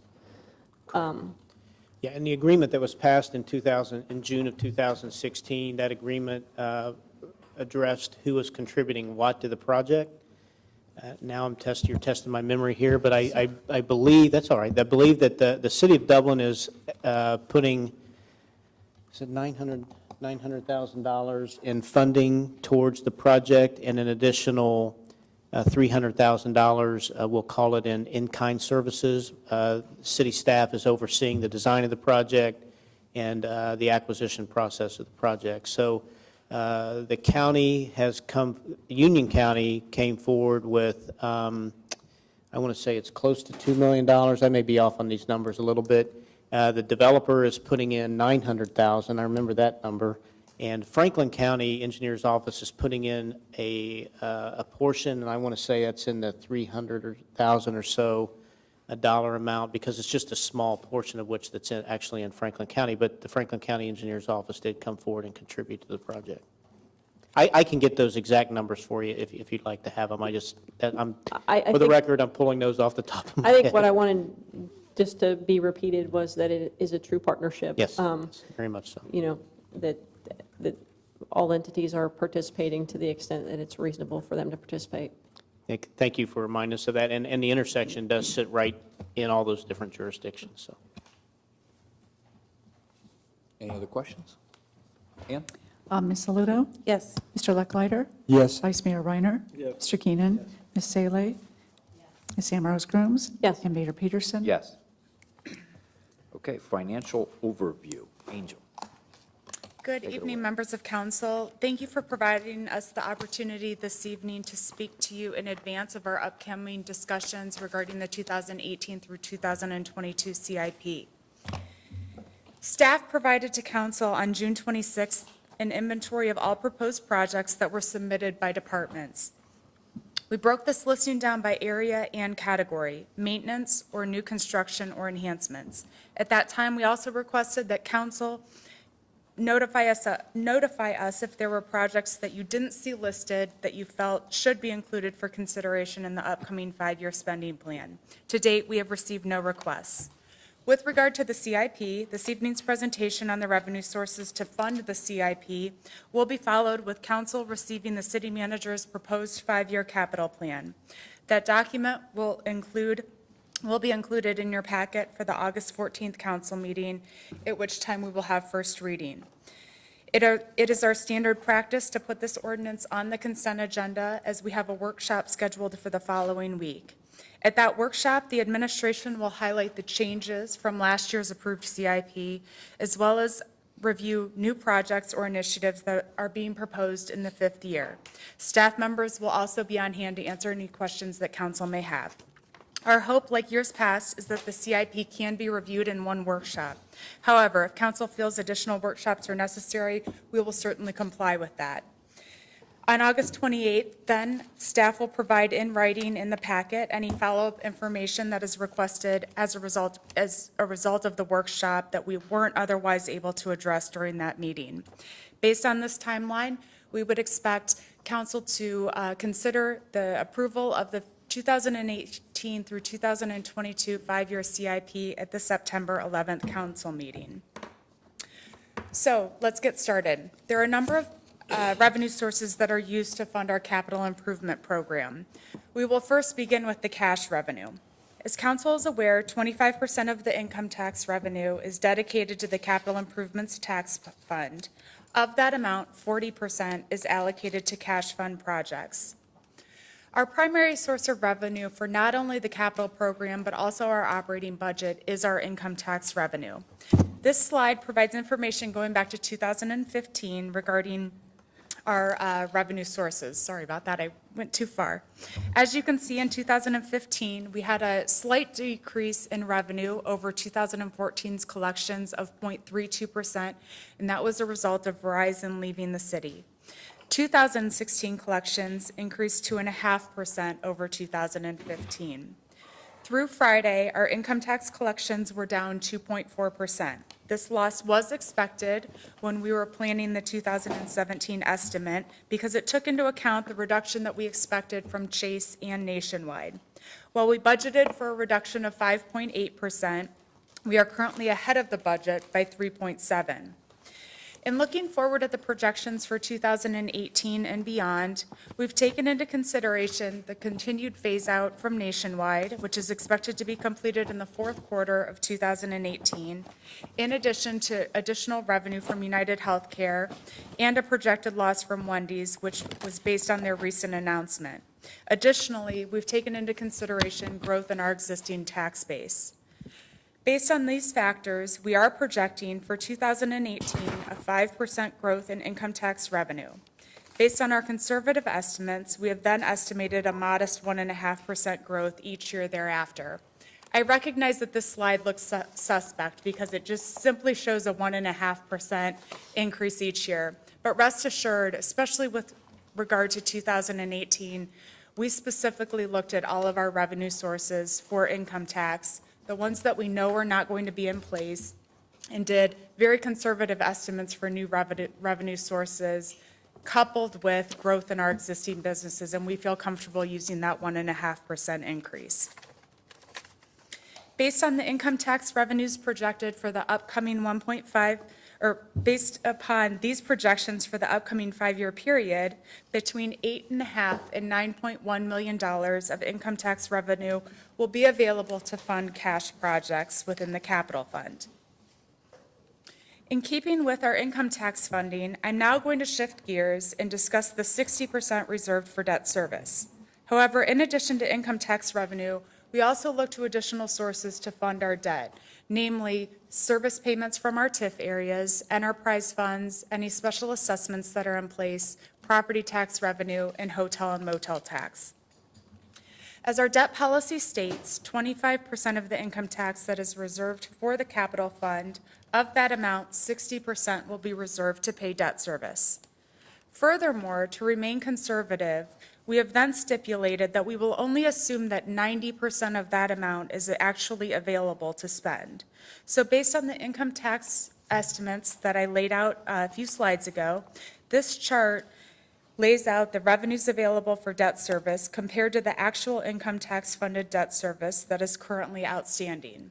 So the first full column there that you see that says income tax funding is the 25% that goes to the capital fund. The debt service allocation, or the third column there, is the 60% that is reserved for debt of that amount. And then the fourth column, the 90% of debt service allocation, is that conservative nature where we say we're only going to assume that 90% is available for debt service. We then looked at our existing debt service, and just for this presentation, we've looked at what was our existing debt at the end of December, but we also took into account the debt that we just issued 2 weeks ago. So that is our existing debt service, and that gives an amount that is not allocated for debt. That amount translates into either additional debt that the city could take on, or what is not used for additional debt is used to cash fund projects. So as you can see, on average, the additional debt that can be supported through our income tax allocation is nearly $78 million. This demonstrates that with our outstanding debt as it exists today, we are living within our means. Back in April, we had a capital financing discussion. At that time, there was some discussion regarding the breakdown of our debt. We thought it was an appropriate time to follow back up with council and for a moment revisit that and provide some council and our residents some additional information. This slide reflects the city's outstanding debt by category. For the purposes of this slide and the following slides, please be aware that debt on the city's pools for a classification I have lumped in with Parks and Recreation as opposed to city facilities.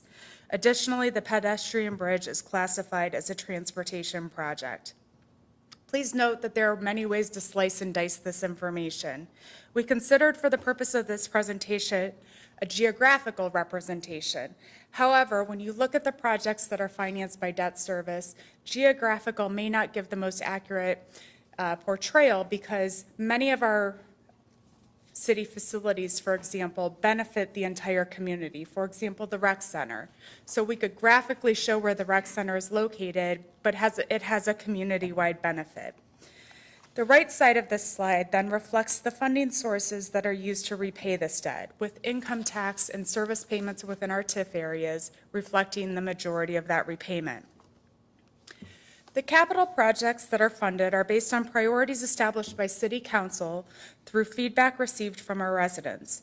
In 2016, for example, the Community Attitude Survey showed that the two highest priorities were providing city services and amenities and managing the flow of traffic within Dublin. Similarly, that same survey in 2013 reflected that our community felt the two highest priorities were improving traffic flow and implementing the Bridge Street District. A sentiment shared by City Council as they made the decision to invest in the city's core for the long-term sustainability of the community. When you look at the breakdown of the city's debt, you can see that 66% is transportation-related, consistent with the community's desires. Now we're going to just quickly go through each of the pies, so the pieces of the pie. So the first one is transportation. So the left hand is just pulling that piece out. The right-hand side shows the main revenue sources that are used to support this debt. So with our transportation-related projects, you can see that the majority of the debt is funded through either income tax revenue or service payments generated within our TIF areas. We have a very small amount that is funded through state highway funds.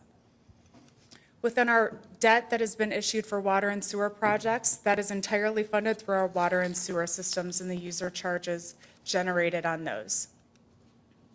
Arts, these are namely the Dublin Arts Council building and the Arts Council building renovations that have been done, and that is entirely funded through the hotel motel tax. Our municipal facilities are funded entirely through income tax revenues. Our Parks and Recreation debt service is funded through income tax revenues and property tax. Our parking garage structures, the two that we funded through in the Bridge Street District, are paid from service payments. This service payment is a little bit different because it is backed by a minimum service payment guarantee that will pay in its entirety the full amount of this debt. And finally, there's a very small amount of special revenue debt that is funded by an assessment on the benefiting property owners.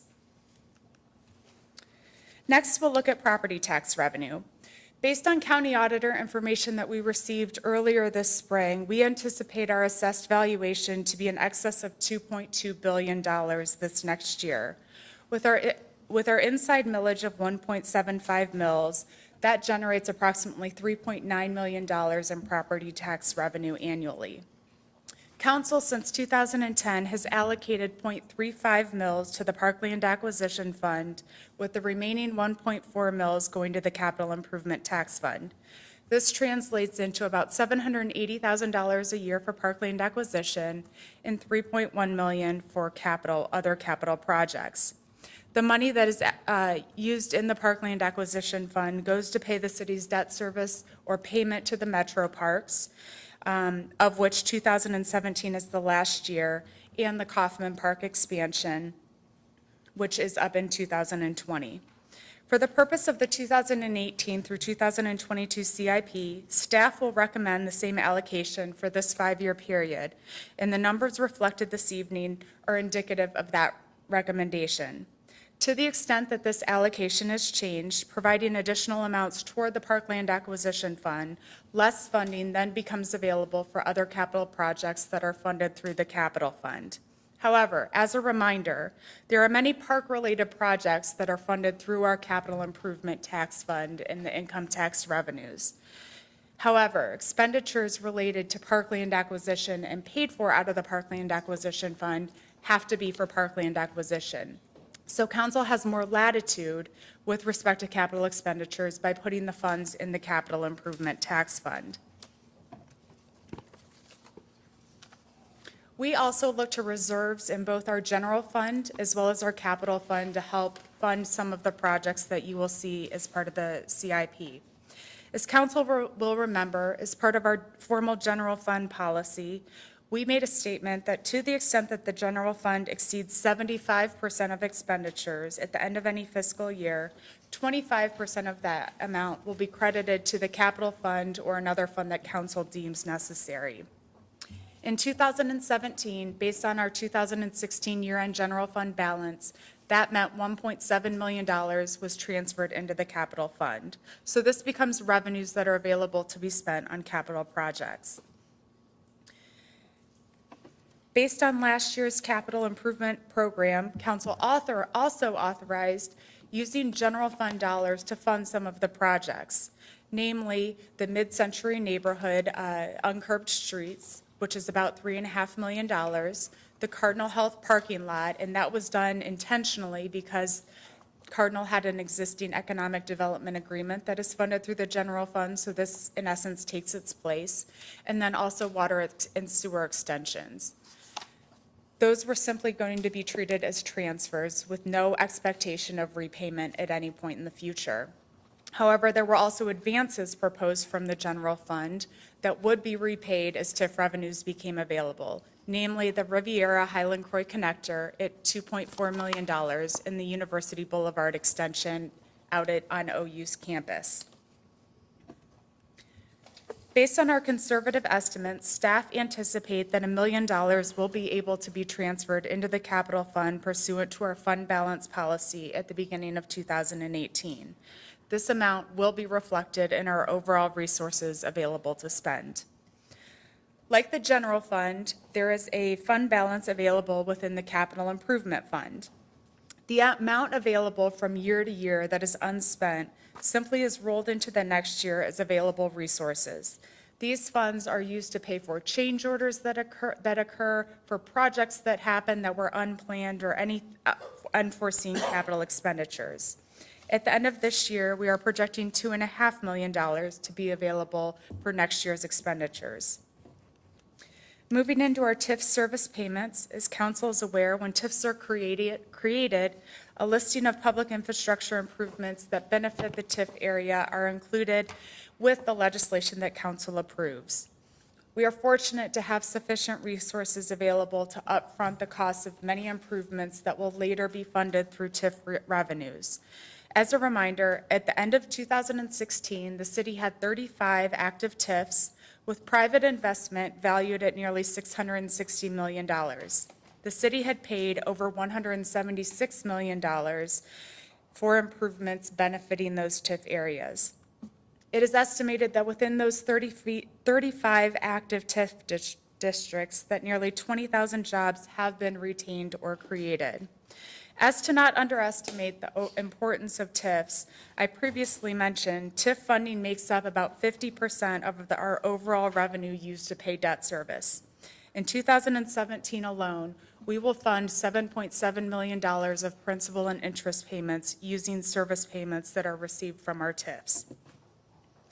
As approved in the 2017 through 21 CIP, the city planned to cash fund approximately $11.5 million of projects using existing TIF dollars. As council is aware, TIFs are generally in place for 30 years. This chart shows by TIF type, be it straight, non-school, or a Bridge Street District TIF. Straight means the city captures 100% of the revenue. Non-school means that the school districts are made whole, and then Bridge Street is the structure that was agreed to with the school district, whereby we capture 100% in the first 15 years, and the schools get 10% of what they would have received in the last 15 years. This shows that the timeline of our TIFs, that as they will expire, the value of those private investments as it exists this year, that will ultimately become taxable and benefit all taxing entities. So for example, in 2024, based on the values that exist today, we will have TIFs that expire at roughly $190 million of new value that the other taxing districts will get the benefit from.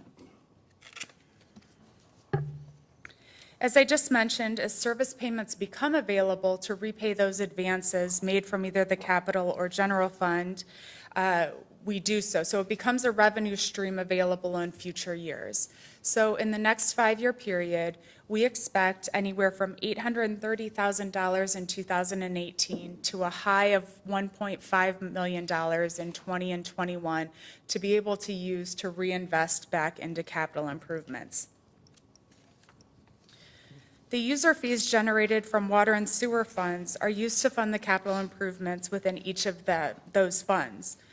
Our Public Works Departments has created an extensive maintenance schedule for our system and have also planned out the new investments that are needed. The CIP that the city manager will propose will include funds needed for maintenance, as well as new investment and extensions of the water and sewer lines to our unserved areas, which will be funded in part by transfers from the general fund. In the fall, staff anticipate bringing forward a one-year rate proposal, which will cover 2018. It is normally our practice to do a 2 or a 3-year rate. However, we are going to be recommending that we undergo a rate study in late 2017 or early 2018 to determine the appropriate rates moving forward. This hasn't been done in a long time, and based on the health of our water and sewer funds, as well as our long-term capital needs, we feel it is prudent to move forward in this direction. Additionally, staff will be evaluating our fund balance policy with respect to our water and sewer funds. We have a policy, and I use that word loosely. It's been our stated policy, but I don't know that it's ever been one adopted, that says we will maintain a fund balance that is 25% of our system value. I don't know if that's an appropriate measure. So we're researching that. I can tell you that looking back over the past 10 years, we have not been in compliance with that.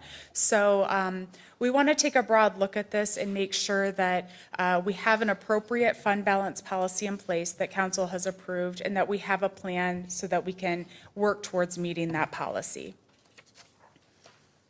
And finally, to the extent it's appropriate, we look to other sources of revenue to fund our capital. The hotel motel tax fund, permissive tax funds, state highway, any grant funding, developer contributions, or interest income. So in conclusion, to summarize all the revenue sources that I discussed this evening, as part of the 2018 through 2022 CIP that the city manager will propose on August 14th, this chart reflects the revenues available to fund those capital improvements, those that are not funded through another source of revenue. So you can see we have anywhere ranging from $24.1 million to fund projects in the early years to $19 to $20 million in years 2022. We will present a CIP in which income tax funded projects are within the confines of these revenues. We put a set of this PowerPoint presentation at your desk, and I would be happy to answer any questions that you may have. Thank you, Angel. Questions from council? I presume that this presentation will allow us more time for our workshop. Yes, in the past, before last year, we really tried to tackle it all in one night. Right. So last year and then again this year, we thought it worked well to kind of separate the revenues, so you go into it knowing this was the basis for what we're presenting to you. Good, so we'll get right into the meat of the Yes, CIP. you won't get to hear me again. Thank you. Any other comments or questions from council? Chris? I appreciate it, and I appreciate getting any information as early as possible. You know, it does feel like you're drinking from a fire hose at times, but as soon as we can get the information, it's really helpful, so I appreciate that. Thank you, Angel. Staff comments, Dan? Yes, just real quick, again, I also want to thank council for letting us make that presentation. I do know it was a lot, but it certainly sets us up for the discussion. You know, look through the PowerPoint. If you have follow-up questions, let us know. Obviously, that's there for the public as well. We wanted to present that tonight so that we can get that out there. Having said that, we've included a number of updates, responses, and reports to council in your council packet under council info only items. I just wanted to point out a couple things. You mentioned the Concord Road Recreation Path Connection public meeting coming up. There is a report regarding the State Route 161 Riverside Drive roundabout operations and review by our consultant and engineer. There are a series of recommendations in that we plan to go forward with unless we hear from you otherwise, and you may have questions now or at roundtable It seemed pretty logical to me, the corrections that they made in terms of the directions, and, I mean, that seemed like a very good fix, for the northbound especially. I just have one question, and I really don't mean to play Monday morning quarterback, but we hired the consultant that originally designed the roundabout to do this assessment. Is that how, No. staff consulted with American Structure Point, the original designer and engineer of record for the roundabout? We did, but we also had a third party take a look at it as well. And we consulted the original designer because they do have all the history and a lot of the research performed, but they performed this review at their own cost. Okay. And then, so this Mark Johnson of MTJ Engineering, they studied the crash trends, pavement markings, and signs? Yes, the entire operations of the roundabout. And Okay, that was to so that was a seek another- holistic look, not, Yes. not those three columns, really, it was the whole function? Yes. Okay, So therefore, we were able to have original designer opinion, national expert, and then staff. So we've been working amongst the three to review this. what this doesn't tell us is any differences in their reports. Did their reports come back very similar, or were there? Very similar, Significant yes. differences in them? Yeah, over a series of meetings, it was an iterative process. So we received one report, we had a meeting, we talked about it, they went back, tweaked it. We received another report from the original designer, had a meeting. So it was an iterative process over several months in conjunction with police. We also had a couple meetings with police to hear their thoughts. Okay, thank you. Excuse me, Megan. So we anticipate this work to be completed by in or around November? We anticipate beginning the work in a couple of months. We have some lead time on the curb materials for that central island. And then we still need to work on the schedule with the contractor. So we wanted to share the recommendations this evening and then hear any feedback from council. And then we will proceed with getting the contractor under contract for this work. And at that time, we'll work with them on the schedule for completing it. But assuming everything goes smoothly, we would anticipate it being finished by the end of the year, I believe so, yes. right? I mean, isn't there a point in time where asphalt isn't Yes. produced? Yes, Okay. yes. Yeah, Okay. the final Thanksgiving. asphalt is weather sensitive. usually the end of so November. Our goal would be to complete it sooner rather than later. There isn't a day goes by when I'm out and about that I don't hear about that roundabout. The other thing that I've been hearing more recently is all the tires and rims that are busted up from the granite curbs. Sharp edge. No, I'm reporting, that's all. Yeah, it's, And we've been looking into that as well, and we're reviewing several options in terms of potentially doing some grinding in certain locations. We're reviewing all of the accident reports so that we can see exactly how incidents are occurring, at what speeds. We did take a look at speeds on John Shields Parkway, which is where quite a few of those incidents are occurring, and there appears to be a speeding issue there, so we're going to be tackling that. So the environment on John Shields Parkway just isn't, it's a very urban design, and it just doesn't feel very urban on John Shields Parkway. when you're driving through at there, this it time. is, I think after you go through a few times, maybe you get used to it, but the first few times, Yeah. it's challenging with cars parked on both sides. Well, and a lot of times there aren't too many vehicles parked in those on-street parking spaces, so we're finding that vehicles are hitting those bump outs. The material on the south side of the traffic headed north on the roundabout, the new curb material that you're talking about, is that going to be a granite product as well? Yeah, this is on So the it's a central fabrication. island. Right, so but on the it's south smooth. side, it's kind of the south side of that island, is that right? Yes. Okay. Yeah, it's, right now, as you're headed east or north, you notice yeah. that jog in that central island, and we're going to reshape that island so it is a circle, similar to all of our other roundabouts. So will the curb be higher in that area or just in a different place than it is It'll today? match the adjacent curb. It'll be, Okay. it'll tie into the existing Okay. curb on either side. So we're literally taking out that jog that you experience. And the color change of signs from the green to the black with the white on them is only going to happen in the lanes headed north from the south side of the roundabout, is that correct? The Or- black arrows on the white background. Yes. The other three That's are on remaining green? all of the approaches. All for the other three are consistency. remaining green and one will be black? No, that change will be All four implemented will be at all black. Okay. approaches. so that we have consistent signage at all approaches. Good, thank you, appreciate the information. Dan? Just a reminder, though you shouldn't need it, that the 30th anniversary of the Dublin Irish Festival is this weekend, and also the gathering of the Dublins will occur. We have commitments from, You're totally stealing my thunder here, man. oh, okay, well, I won't do that. Thank you. I'm done.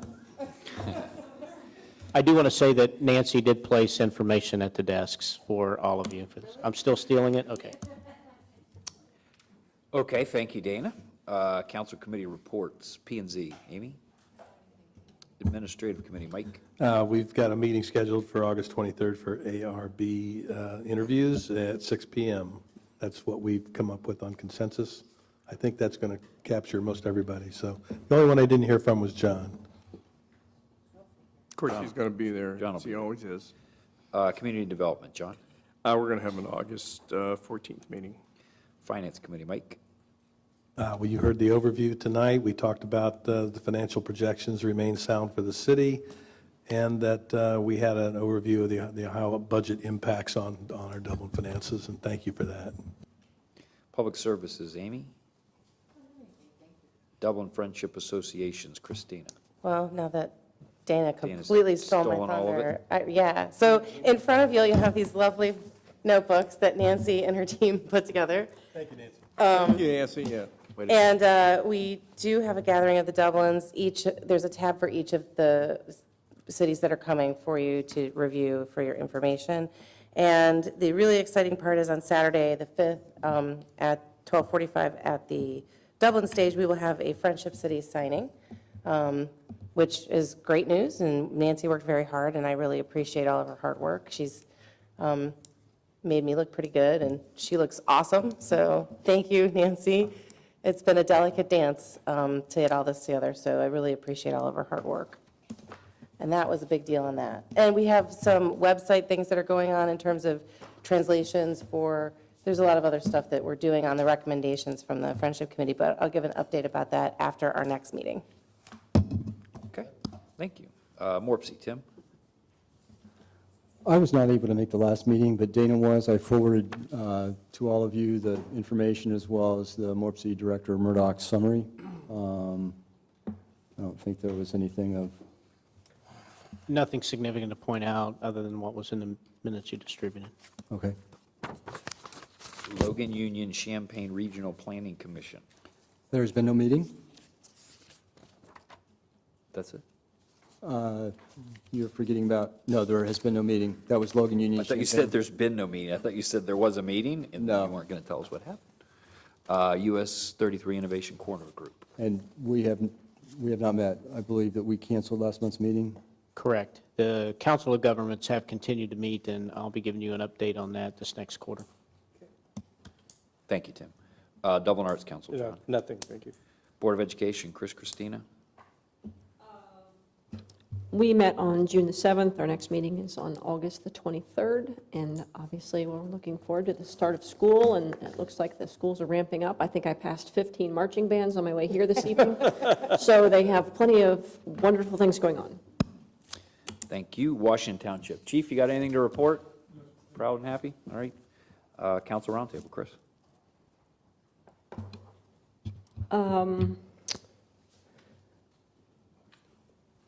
I wanted to add to the report of the vehicular study of the roundabout, and I want us to just be a little bit careful because we talked about the increased volume of traffic on the roundabout as a result of the construction that's happening on Dublin Road.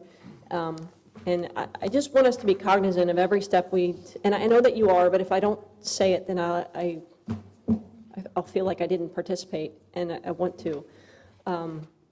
There's less cars on that roundabout today than there probably will be in any day in the future. And so with the development of that area, the pressure is going to be more and more intense. And our solutions can't be driven by the volume of traffic that it handles today, because I anticipate the volume of that traffic potentially doubling in the next 10 years. So I just want us to keep I think we have done an outstanding job of a short-term vision, and I just want to keep us mindful of the long-term vision at the same time. I'm confident that you will be doing that, but I just want to put that reminder out there. Looked through the solid waste agreement in here, and certainly made terrific sense to do what we did. I do have people ask from time to time that their containers, for whatever reason, have been damaged or missing or, blew away in a storm or whatever. What the ability is for us to secure new recycle containers. I don't think it makes sense to do a citywide replacement. I saw that as one of the options that we didn't select wisely so. But in the event that people need replacement recycle containers, what venue do they have to, if we're not, if we're going to stay with the same program and not change over and get any new containers? Yeah, we routinely maintain recycling containers, so the residents simply can contact the service center and make that request. Okay, great.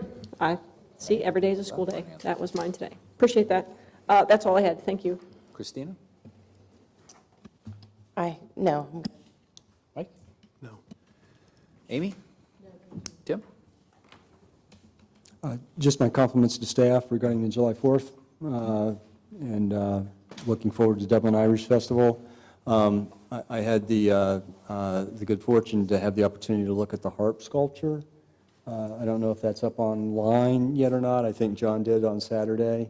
It's at the southeast entrance, I believe, but it's really very cool, and I expect there'll be some photo opportunities there. So, but it's a really, really neat piece, and the background to that being sculpted is really very interesting. So take a look. Thank you, Tim. John? Nothing, thank you.